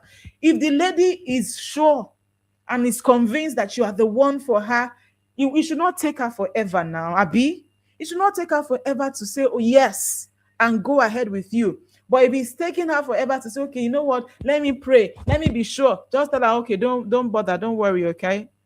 Since you're not convinced, it's fine. Move on. You definitely find somebody else that will appreciate you and value you for who you are, and both of you will enjoy a beautiful marriage life together. So, with these few points of mine, I hope I've been able to convince you. Don't mind me, I'm just joking. But has it been worth your time so far? Everyone who's been on this call, I love you. I thank you for being intentional. Thank you and well done. So I'd like to ask, so far, how has it been? How has it been? Is it worth your time? Has it been worth your time, your data? What we promised, is it what we are delivering on? Okay, has it been? I'd love to hear your feedback. Tell me.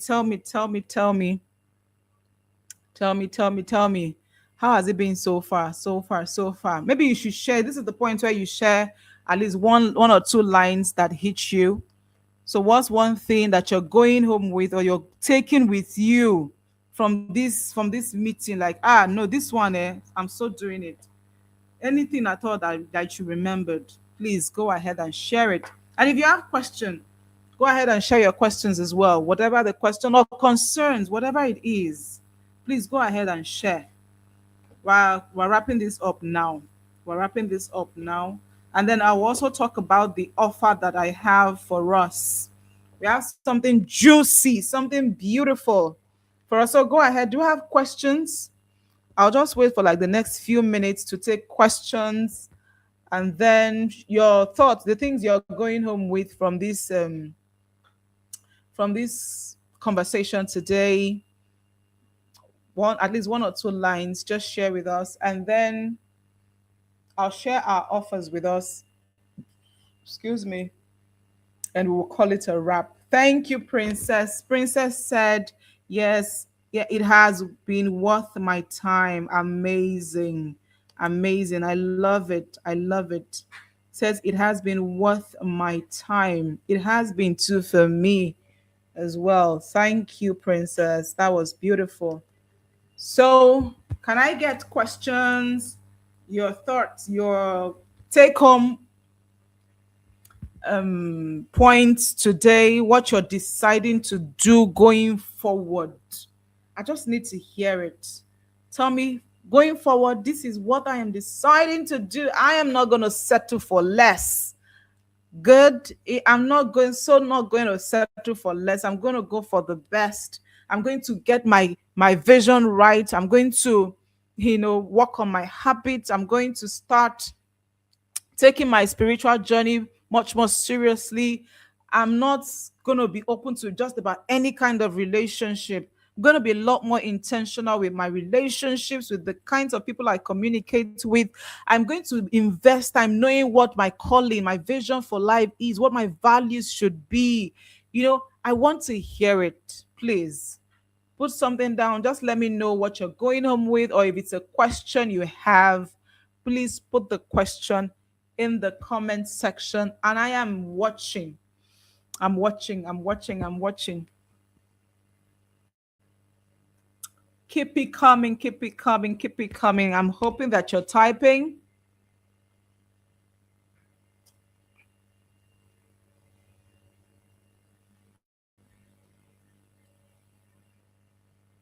I'm hoping that you're typing. Are you typing the questions or your concerns or your take on point? Please just say something, okay?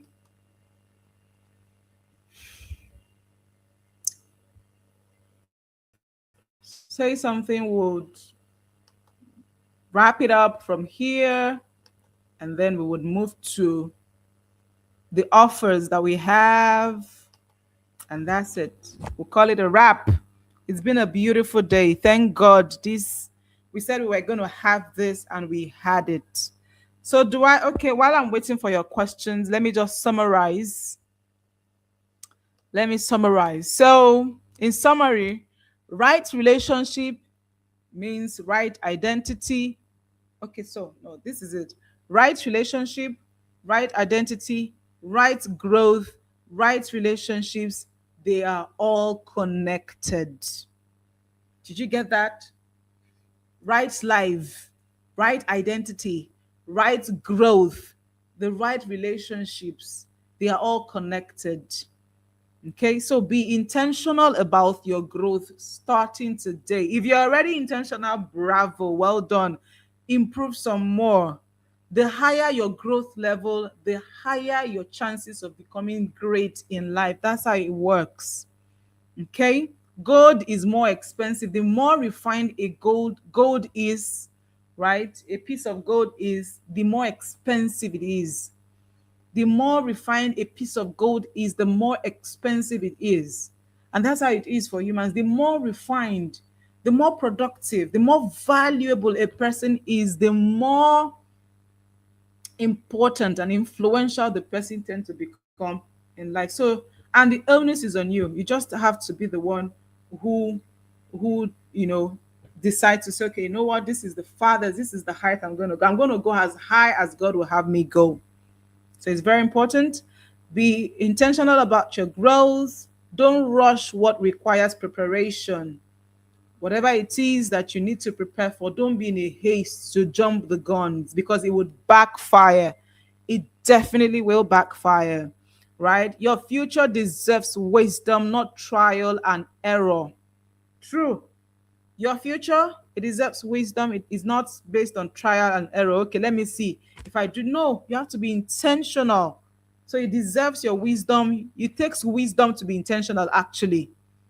It's not just faith. Oh, I believe all is well. Everything is going to happen well for me. That's good. But when you mix that faith up with wisdom of becoming more intentional about your life, you will be shocked at the results that you begin to command. So do not ever live your life based on trial and error.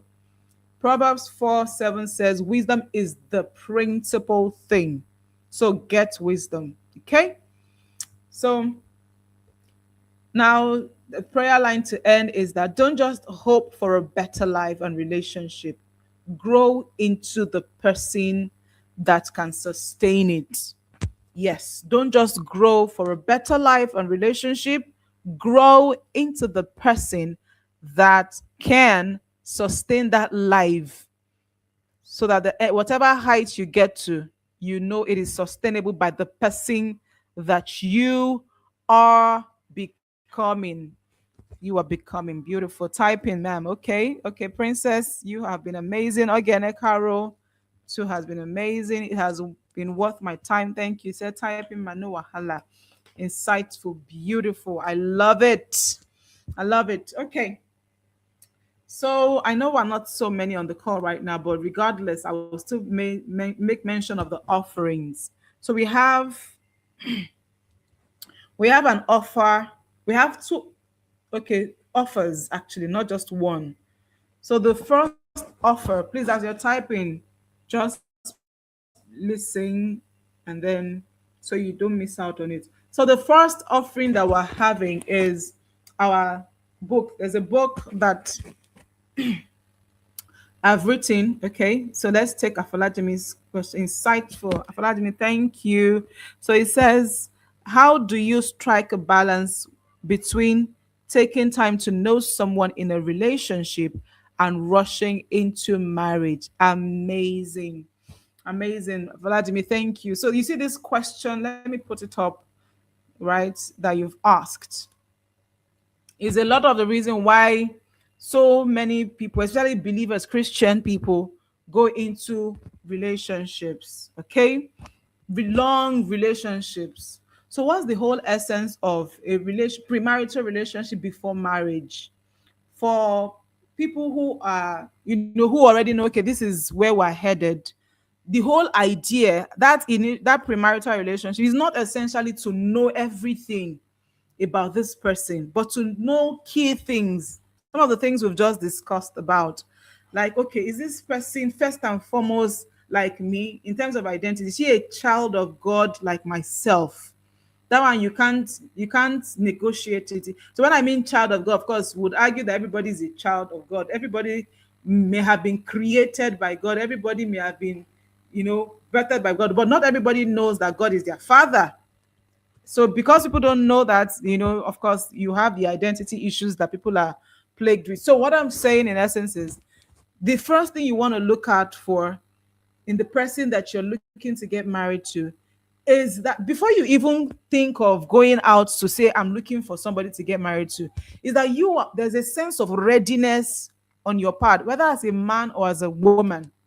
Especially for a man, you are already ready, such that, okay, once you find the person, this is the conversation you're having in that direction. So it's not when you now see the lady, that's when you are now starting to prepare. No, because a lot of that's what a lot of young people do. They will now end up wasting both their time and the time of this other lady.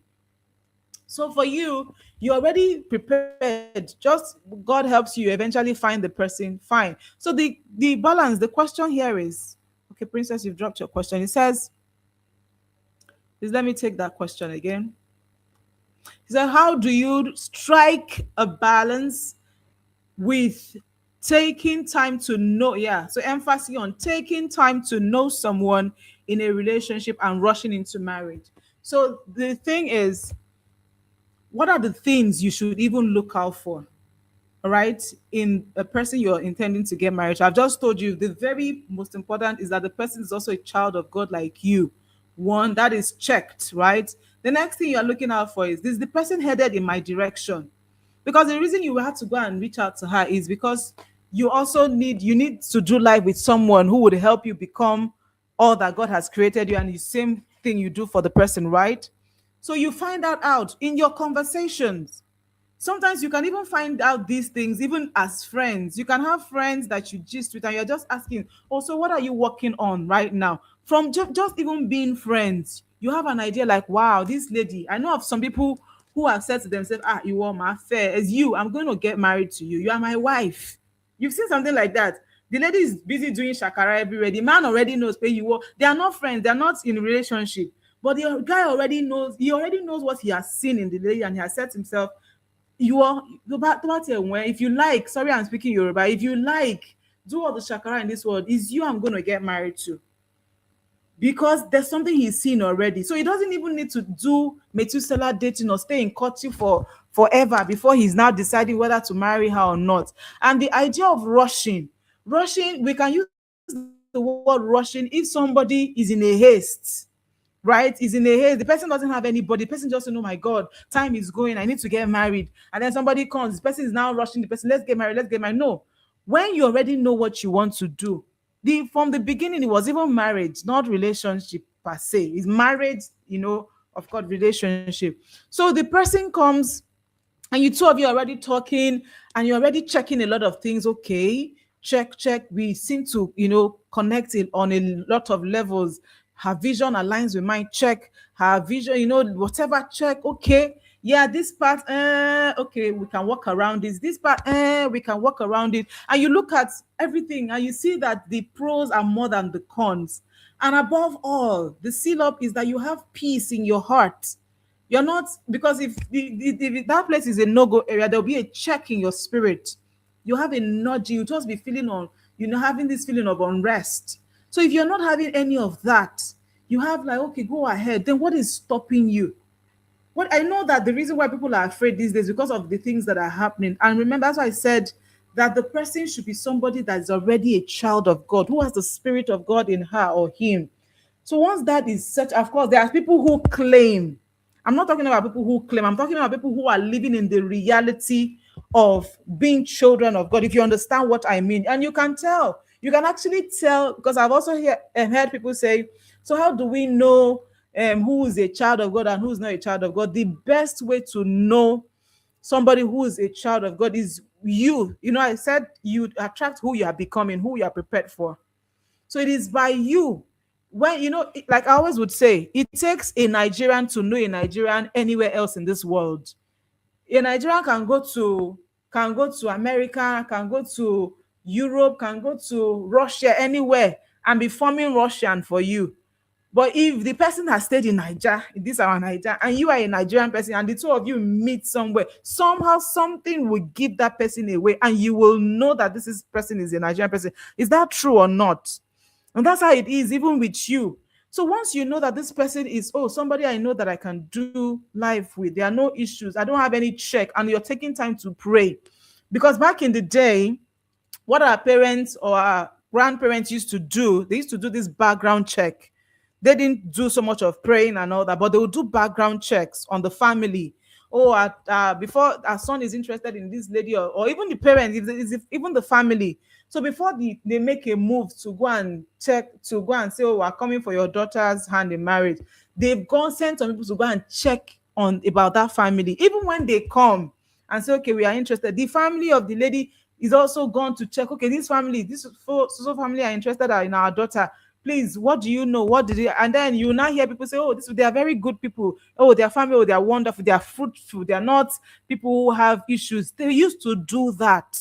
That's why the marriage used to be between families. If you notice, even in some of our Nollywood these days, you see some of those movies that somebody will just drive from city and they'll come and knock and say, we saw one fruit and all of those things. It still happens, but it's not prominent because a lot of things have been corrupted. So now that you are now the one looking like you're doing the background check, one of the best ways you can do the background check is by the help of the Holy Spirit, because people are hiding things a lot these days. I can't deny that.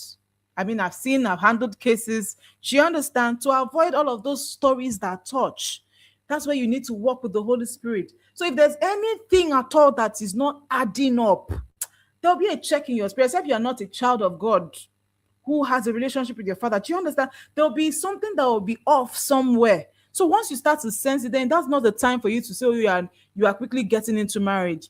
But once you've checked and you've, oh, okay, the two of you seem to be getting along well, and you've prayed and you have your peace. See, there's nothing like when rushing into marriage. At that point, the reason you even went to her in the first place was to get married to him or to her, right? At that point, you're having the conversation so that the two of you can start the marriage already. All of those taking time in relationship is what used to give way for loss. Like I was saying to my friend yesterday, because the two of you are now in a relationship, you call it courtship or relationship. I don't have anything against a relationship that is directed, like, okay, we're planning and getting ready for marriage, fine. We're in the process, we're getting to know ourselves. But let me say something, and please, everyone hear me. You can never fully know somebody, everything about somebody totally. 5 years is not enough to know everything about even the person you're trying to know about. You are you not still trying to know about yourself? Is that not why we're having conversation about identity and all of that? The person is still trying to unravel things about himself. So why do you not think that maybe some time will be enough to know everything there is to know? No, just know key things that I've just mentioned. And once you're good to go. Then all the knowing, all of those dating, oh, dating is sweet after marriage. The two of you should have date nights. You should court. You should sit down, talk about, okay, so where do you want to go to for vacation? That all of those conversations are sweet, healthy, permitted, and wonderful in marriage. Because those conversations, what they do is they endear you. You're talking to your lover and you're already feeling somehow. You want to touch, you want to be cuddled. You can only do that to somebody you're married to as a child of God. So, but if you're not married to the person, you're already having this lovey-dovey talk. Your mind is going everywhere. Hey, I can't wait to be touched. And it's all those touching that used to lead to problems. Do you understand where I'm going to? Jimmy, you asked that question. So once you get it sorted, then go ahead and get married and trust God. Marriage is actually a work of faith. Everybody who's married today and looks as though they're having a great time in their marriage, they didn't just get there because it happened like a fruit of cherry dropping. No, on them, they worked it out. It was a daily working. They already made up their mind that whoever it is I'm going to get married to, my marriage is going to work. And God helped them. They got married to somebody who also has that kind of result. And together, yes, they have it. Sometimes, oh, they don't want to see themselves. Sometimes they are tearing, but they just keep going and they keep working. So, and they settle and they just keep growing. That's the beauty of marriage, that you have somebody who's like almost like you, who complements you, that you're doing life with, right? That's it. So it has absolutely nothing to do with whether you're rushing into marriage or not. No, it's that you have found what you want. You're sure this is, you've checked. Because, okay, what are the questions? And so, where were you born? Do you have heartbreak? Plenty questions. You ask all of these questions, and this is what I used to say. I'm not saying you shouldn't ask questions, but there are some questions you ask. People will tell you what they want you to hear. Yeah, some things you will find out for yourself. So what if it now takes you 5 years to find out those things? Will you now say, because of these things, I'm not doing anymore? After 5 years, does not make sense. So why not know the key things there is to know? Okay, this is where I'm headed. Like that story I shared, and the two of them agree and they get on it. It's not going to be perfect, yes, but it's going to be a learning process, which is the whole idea. Do you understand it? Have I answered your question? Vladimir, I need to know that this answers your question before I proceed to princesses. Princess, wow, Princess has a lot of questions. You were really listening, or things to say. Okay. So Jimmy, please kind of respond to me and let me know that my response answered your question. But if it didn't, what I'll just ask that you do is I'll probably leave, just let me know first. So if not, I'll send either a mail or something how you can reach me, and then you send the question, and then we'll continue the conversation there. But if this answered your question, if you've gotten what you want, you're asking, please let me know. Okay, so while we're waiting for you to respond, let's read from here from our Princess Adasa. Good. So Princess Adasa said, "There's so much I'm taking home, ma'am." God bless you. Thank you so much, Princess. Let me bring that up. Thank you for being on the call. You've been here from the beginning till the end. There's no way your life is not going to be an envy of all this year. You're going to be an envy of all, Princess. This year, watch out. Just watch out. There's a way your life is going to turn out. Even you'll be amazed, like, what?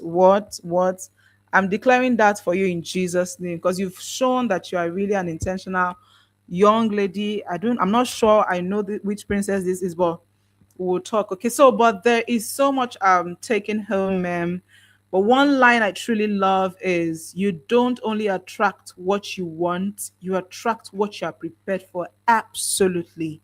This really speaks about your habit and discipline. Yes, it does. It does. It does.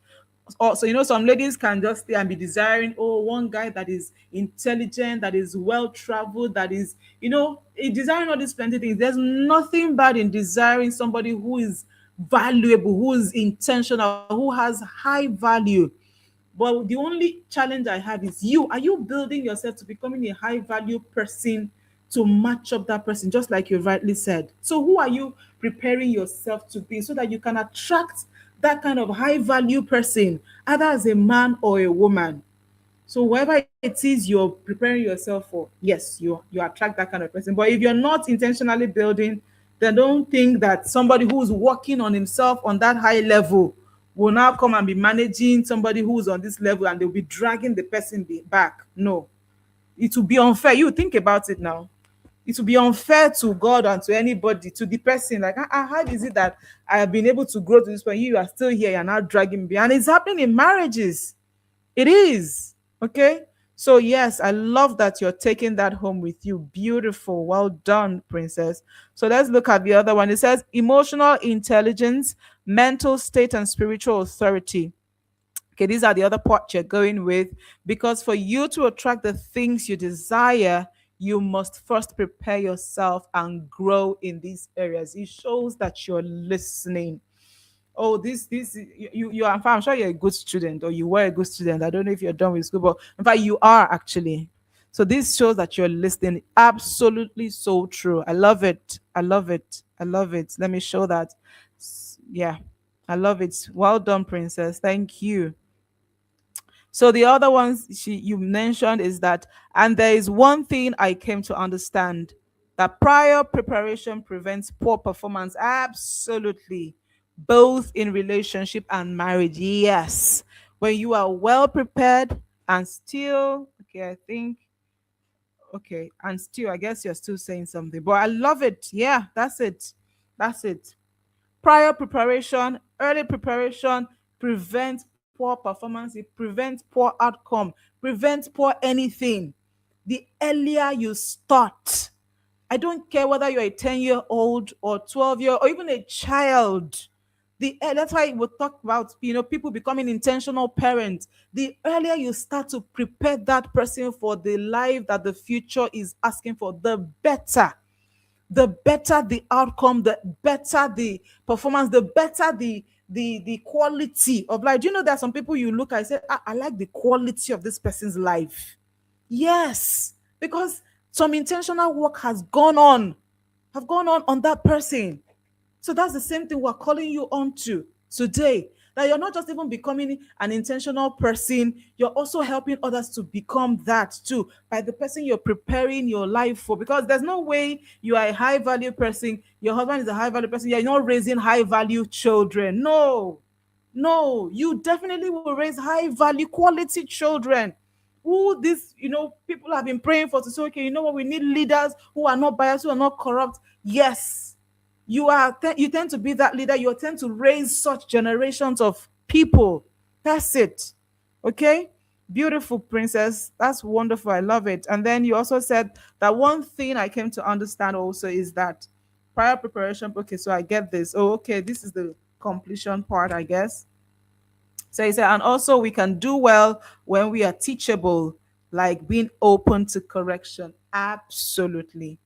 Absolutely. In fact, this is the point where I say, well, where I would say that you have learned well.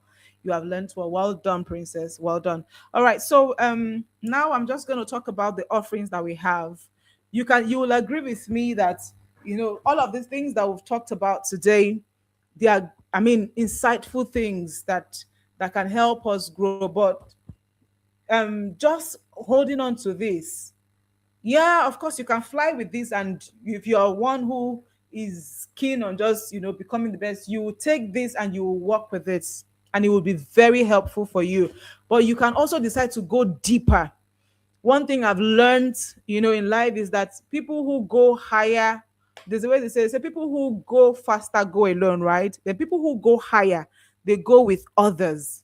They go with others. And one of the best ways that you can begin to enjoy growth in any level of life is by submitting to a leader, or by submitting to coaching or to accountability. It's very important. The reason, I mean, if you look at the 12 disciples, the reason they could do as much as they were able to do, because they had a mentor that they looked up to, who exemplified a certain kind of life. Imagine if Jesus wasn't there that they were looking up to. It would have been, yeah, they would have tried. But so what I'm just trying to say is, you see, the place of coaching and accountability is essential. I know that because even me, I'm embracing it. I'm seeing the effect of a coach. A coach helps you to helps you open your eyes to things that you ordinarily would not even see that is wrong with your life. They help guide you, like some of the things we've talked about. Okay, building your identity, for instance. If you watch, I didn't exactly break down some of the practical steps that you can do. If I start to do that, we'll be on this call for the whole of today and tomorrow, because it's a whole lot.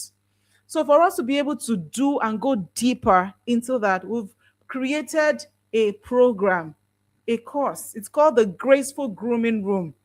All right. The Graceful Grooming Room is loaded, really. So there we just an extension, but in depth of these things that we've had. But it's going to come in practical dose, where because you sign up for the course, we're watching you, we're helping you grow, we're holding you and say, okay, this is what you need to do. Though it's a group coaching course, but I promise you, it's going to be really engaging, where you're submitting tasks every day. We're telling you, okay, this is what you need to do, and you'll do it. If you don't do it, you don't get to graduate. At the end of the day, you get a certification of participation.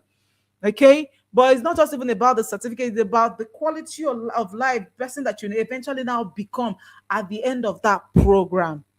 Is a program that honestly I would advise that you subscribe to. You would love it. So it's Graceful Grooming. We're going to be going deeper into identity. Do you know that one of the ways to reinforce your identity is by your mouth? Remember, you're taking with your eyes and your ear. I mentioned that, but your mouth is so powerful that what you're saying, no matter what any other person is saying, if what they are saying does not correlate with what you are saying to yourself, forget it.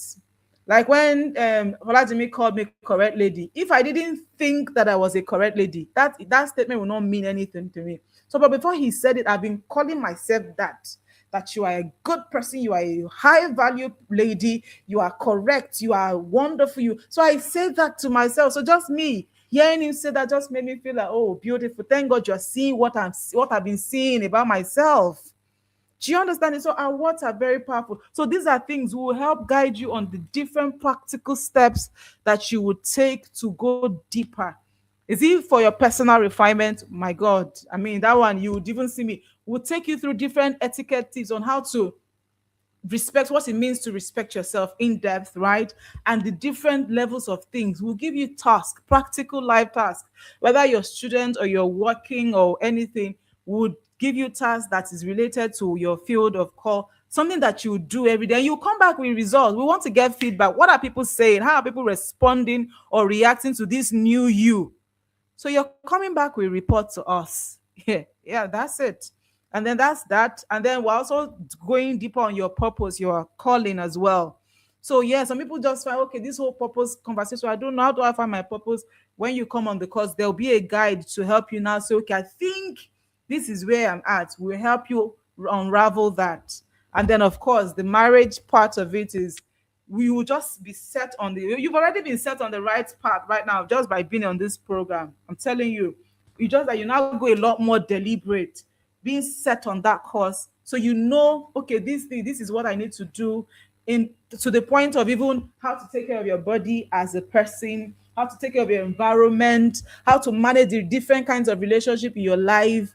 For marriage preparation, some people don't know that they need to know how a man think and how a woman thinks. There are actually differences. There's a difference between the way a man thinks and the way a woman thinks. So when you don't know that, you're bound to have issues with your spouse, because you'll be expecting her to behave in a certain manner like you, whereas you don't know that she's behaving the way she should behave as her gender behaves. So we'll also touch on that, how different personalities, how to respond to different personalities of your, in your life, whether the person is choleric, phlegmatic, or sanguine, and all that. Talking about relationship management. So we're doing your identity, your calling or assignment, your refinement, personal refinement journey, and your marital preparation. And it's going to take, it's going to be a journey with us for at least for the next 5 weeks. We're going to be on that journey. Would Our meeting time would be weekends. We'll meet Saturdays like this. We'll have conversations. It's going to be engaging. You're coming out. It's not the one you come and be listening. No, we're asking you, calling you. Okay, so the task for this week, what were you able to do with it? What were you? How were you able to encounter this person? So that's the whole accountability thing. And by so doing, you're changing. There's something that is going on the inside of you. Your inner world is what attracts the kind of things you attract on the outside world. It's not the other way around.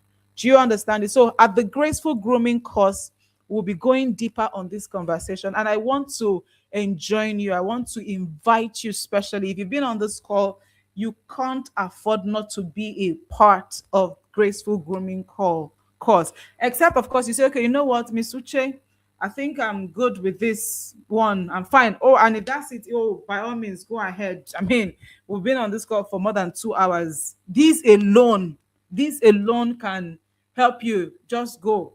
All right. But if you just still think, okay, I think I need to go further, I just need to, then join me on this course. It's called the Graceful Grooming course. And, I've explained a bit about what it's going to be. At the end of the day, you're going to get a certificate of participation, right? Yeah. So, but it comes with a fee. It is not free.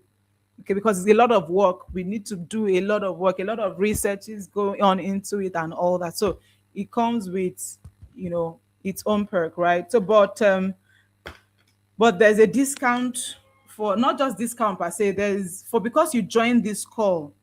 For everyone who joined this call live today, you're going to have to enjoy certain benefit of the slash. So the course ordinarily should it happens like every 4 months or so. I can't remember, but we should have something like this for like the next 3 to 4 times again this year. But this is the maiden edition, so you are going to be the very first part of it. If you register, that is participating in the maiden edition. The cost ordinarily, for now, we are just making it very affordable. Subsequently, it may go high. So the cost ordinarily is 20K to be a part of the course. I told you it's a 5 weeks group coaching course, right? 20K you pay, and then we'll take you through the journey, and any other thing that you need to have, we'll let you know. And then you also have access to, of course, mentor. By reason of being on the course, you have access to mentorship, have me, and so I'm not just the only one. From time to time we invite some other facilitators who are seasoned facilitators. It's going to be really interesting. We're going to go practical, break down things into practical details, talk about even down to sex, things you need to know about sex before marriage. You know how people just want to, and finance. Yeah, the three things, the three elephants in the room: sex, finance, and what, communication. We're going to go, yeah, come a lot more, go a lot more deeper in that conversation, so that you are prepared. You know what it means to be prepared? You are armed. You are armed, so that whatever it is, when you find yourself, you're not taken aback. Like somebody got into marriage and realized, oh my God, is this how marriage is? Oh my God, no, no, no, no, no, no, no, no. That's not going to be your case, because you're armed already. You're empowered. When you come in contact with some of those, you just, okay, wisely you navigate. So the course, for those on this call, is going to go for 10,000 naira, right? For the, it's a giveaway. I've done premarital programs. And I did it. It was nice and all that, but I really would have wanted something deeper, and I paid more. I paid more, much more than even what I'm saying the course eventually is going to cost. Do you understand? I paid more for it, and I've paid for other courses like that. So this is just a giveaway to say, okay, this is it. But you will give you rules. You have to be punctual. You have to attend class. If you don't complete all your tasks, you're not graduating. We are not certifying you. You have to complete it. So we'll tell you all the criteria. And also, when you join the course, you will be eligible to get a copy, an e-copy of my book. Remember, I was saying that when I was talking about self-esteem, that I have all of those packed in my book. That's the first book I wrote, and it is rich. The book is titled The Polished and Classy You. Okay, so you have an e-copy of that book that is currently selling, I think, 3.5 on Seller, and then 15. Okay, no, is it $9 or something on Amazon? But for when you join the course, when you pay 10K for this course, you get the e-copy of that my book for free. And then what else are you getting again for this course? Of course, so you automatically join a community. So the next option, if that's for this is the course is I think I'm done with the offerings for the course. If there's any other thing, I'll let you know later. Then for the community, so okay, there's a book. There's a book I talked about declarations. So, but the book is titled "The An Elegant Lady's Daily Declarations and Affirmations." What you say to your day, to yourself, to your environment matters. Is going to atmosphere. So you need to be very, very deliberate about it. And we've been able to put this wonderful book together with stories of people who have also, practiced the principle and how it has worked for them. So we have that book. That's another offering. That's offering number two. I'm done with the course, the Graceful Grooming course. So the offering number two is an elegant lady's daily declaration. So the no, not elegant man, gentleman's daily declaration is on its way. I'm already working on the copy for gentlemen. But any gentleman on this call, please do well to get at least a copy for for the elegant ladies in your life. They would love even you as a man. The book is the only reason it's called Elegant Ladies because we just took it from the ladies angle, but the declarations are powerful. You can take them and just do the declarations until we're done with writing the gentleman's copy or version of the book. Okay. So we want to also encourage you to get a copy of the book. So currently, we're looking to getting the printed copies of the book. And to do mass production is a lot. So instead of waiting till we have big money to do mass production, we're looking to do DI, excuse me, direct imaging. So DI costs a lot more. So if mass production costs say like say 800 or 1000 naira for a copy, I'm just giving an instance, DI could cost like as much as 3,000, 4,000 for a copy because it's direct print. It's just like where you're printing something from the printer directly. So it's more expensive. That's why the book may be a little bit expensive as well, maybe a little bit pricey. But considering I buy books, I mean, I'm a reader, an avid reader, both ebooks and hard copies, and I know how much I get to spend from buying books. So these prices I'm giving for this book is a giveaway, and I'm even hoping I'm not shooting myself in the leg. Though I've spoken to a printer and he had given me an estimation. Okay, so but let's hope that it would fly. So if you're interested in the hard copy of the Elegant Ladies, I think I should have that. Oh, I didn't download it. Elegant Ladies. What am I saying? The Elegant Ladies. Okay. What we'll do? I'll leave a link. I'll leave. Okay. No, I'll leave my email address in the comments. Okay. So if you're interested, just send me an email and say I'm interested, whichever one you're interested in, and then I'll send you details on how to go about it. I'm not just going to put out the details. I couldn't get my slides up. That's why all of those are not here, but it's fine. It's fine. Okay.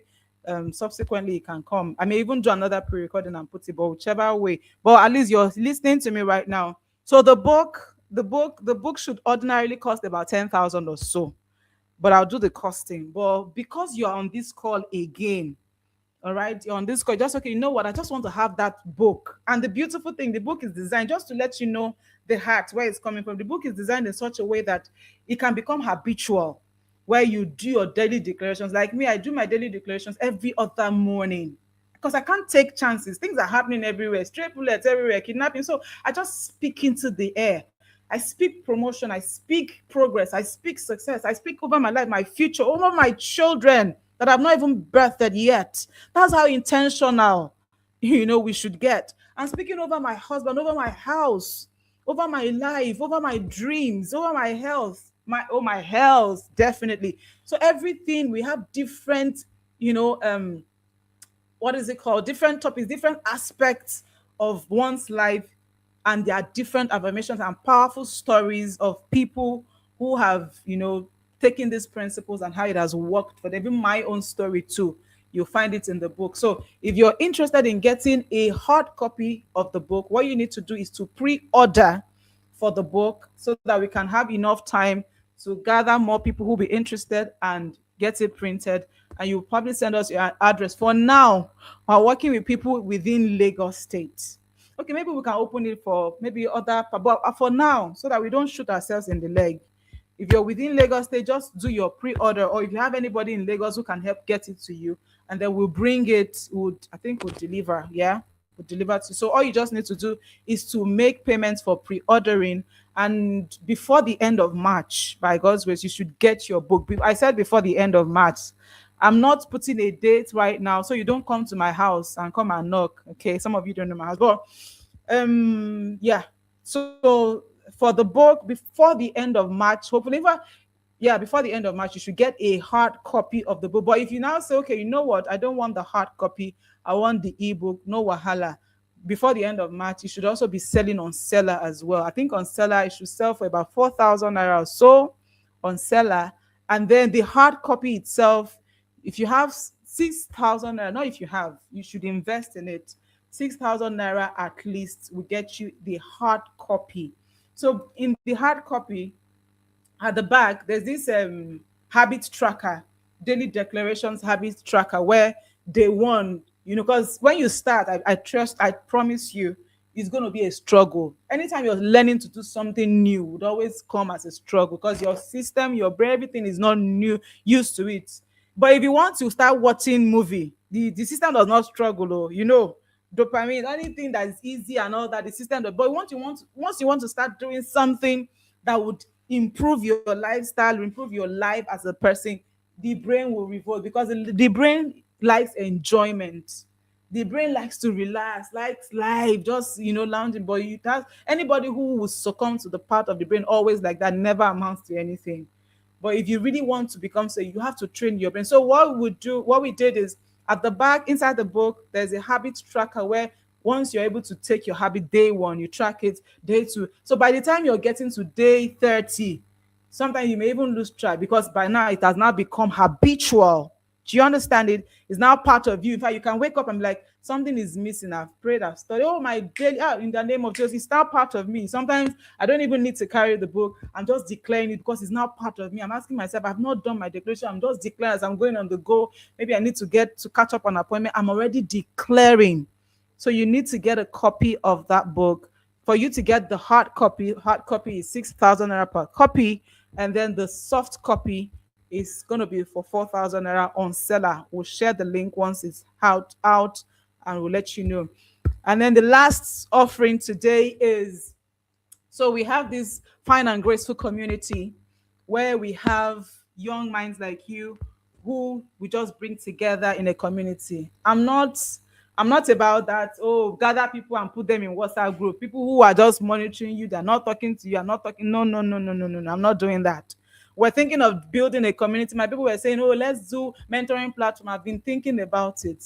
I am on some groups and just thinking, what am I doing this? It's just because of the people that I respect, So I don't want that. The group that we're creating is active group where people are engaged, we're doing things, we have structure, the things we do from time to time to engage you, accountability, mentoring. You get, teaching from time to time from me and from other facilitators too, seasoned facilitators, right? And then you also have access to maybe reach out for maybe whatever counseling situation, anything you have going on, and all that. We have that platform. And anybody who takes up our course automatically becomes a part of that platform. Once you are you take up our course, register for our course, you automatically become a part of that platform. The group is called the Fine and Graceful Community. Okay. So on that group, what we'll do is all of the things I've just explained to you. You have access there, you have access to different other things and all that. So, but to be a part of the group, a bit to letting you know that everything is about being intentional. Of course, I've seen different mentoring platforms. Somebody was telling me, I wanted to join the mentorship platform. I checked, it was 50K. I ran away. We're not going to make, ordinarily, we should make you free. But if we make it free, we'll be open to every Tom, Dick, and Harry, and we don't want that. So one of the ways we want to know separate the serious ones from the unserious ones is just to put a token to it. So say, okay, you know what? If you have 3K that you can just use to buy shawarma, or you can just use to buy a book and you're good. Just put the 3K and we will inaugurate you into the group, okay? And on that group, you can be sure that you'll be learning things. You're looking for a group where you actively be learning, even you can just, okay, you know what, I can take this session, and we see that you are being proactive. Of course, what allow you is a group for expression and engagement and connections, solid connections. All right. So if you have 3K, the reason we're doing 3K is not going to be 3K all along. And I say, okay, I know the reason we're doing, because there are some people that will tell that the group is 3K, they will not join because they're like, oh no, if it's 3K, I suspect it is too cheap. Okay. The reason we're saying 3K is because you have been on this call. Just if you have 3K, don't worry, we'll get you in the call. Subsequently, it may not be that. We are not keen about the money thing. If you understand me, we're just keen about severing people who are intentional. Anybody who is intentional will do what you're doing. You've been on this call since.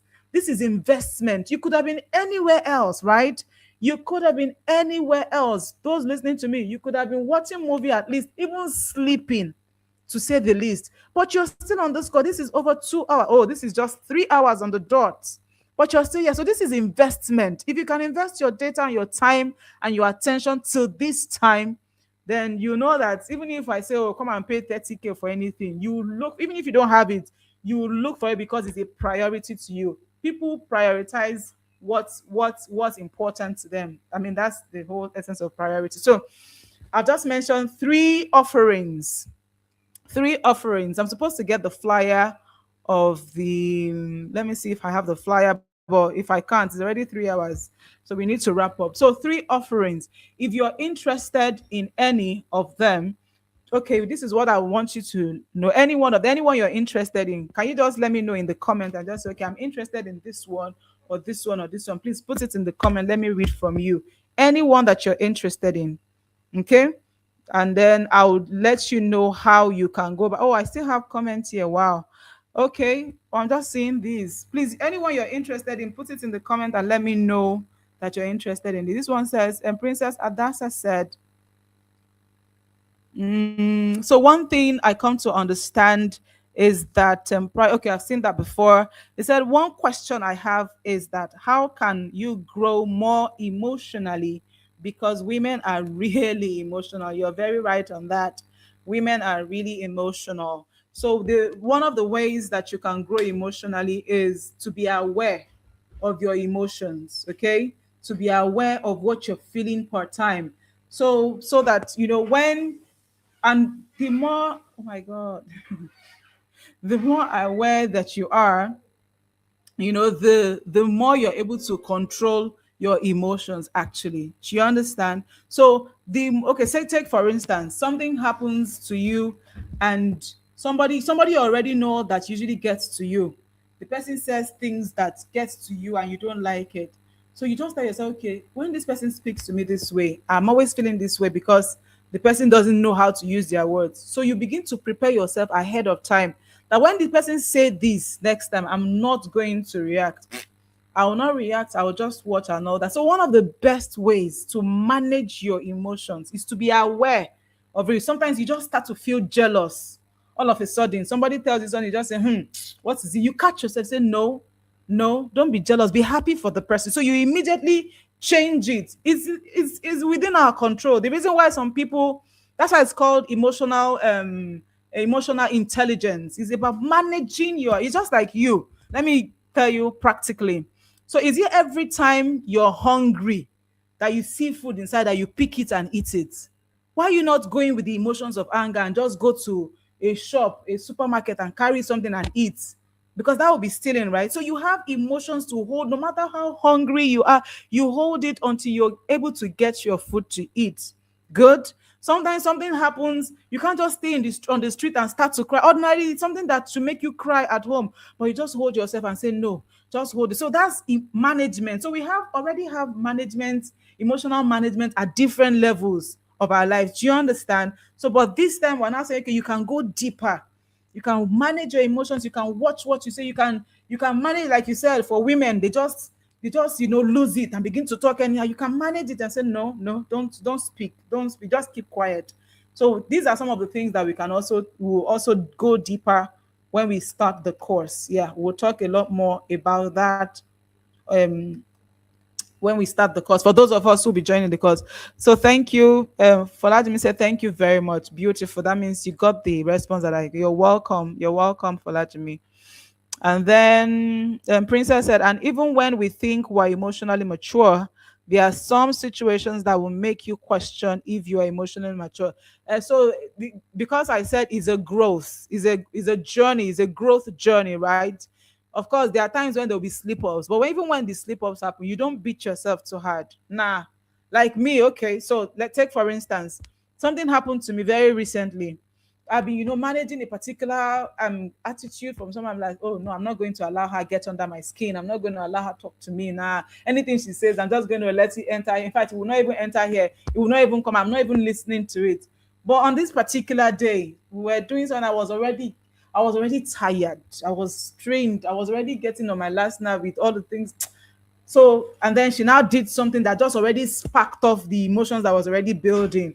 So as she said that, I was still holding on to control. But at some point I couldn't.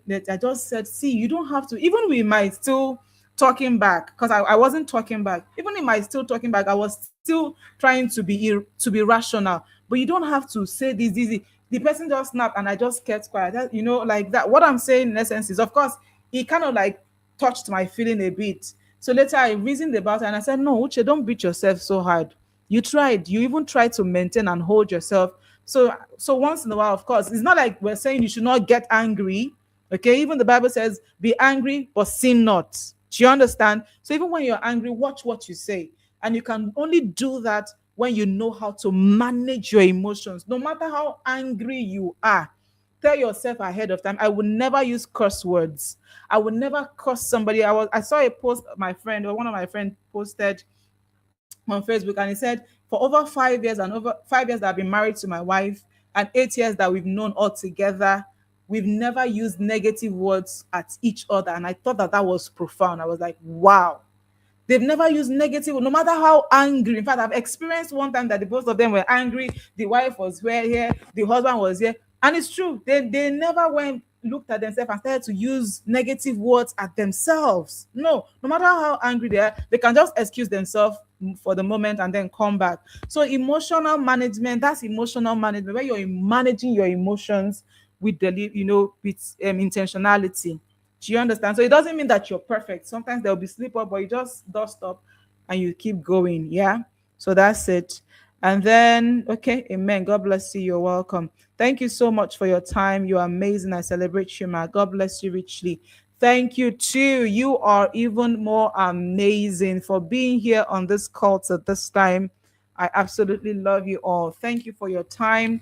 Thank you. Okay, so I see that some of us are still making up our minds on which of the offers to take up. What I'll do now is just I'm putting my email address here.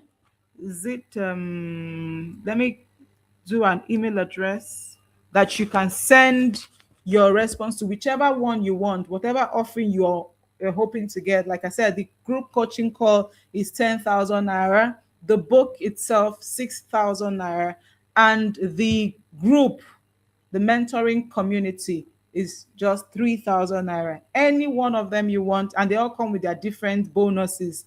There are bonuses to all of them. So right now, I'll just put my email address here. Then you can send me an email later telling me which one you want, and then we'll take it up from there. So the email address is fine.graceful at gmail.com. Good. Fine.graceful at gmail.com. Fine.graceful at gmail.com. That's it. Okay. If you've seen my email, I think that will be it. So we're just going to take it up from here. Thank you so much once again for being a part of the call today. Yeah, sent it. Find us graceful. That's the email address. Just hit me on that and let me know which of the offers you want to take up with us as soon as possible. So the group coaching call is supposed to start on the 14th. That's the St. Valentine's Day, right? It's supposed to start on the 14th, but if there's going to be any change, of course, when you reach out to me, I'll let you know. And aside from that, I think is a good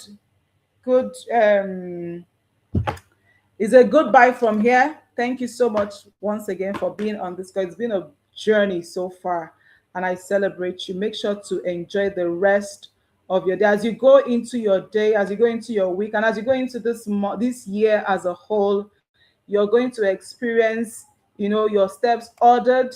Everything you lay your hands to do will prosper. You go on the right direction. You will never miss it in the name of Jesus, because you'll be connected to the right relationships, to the right connections.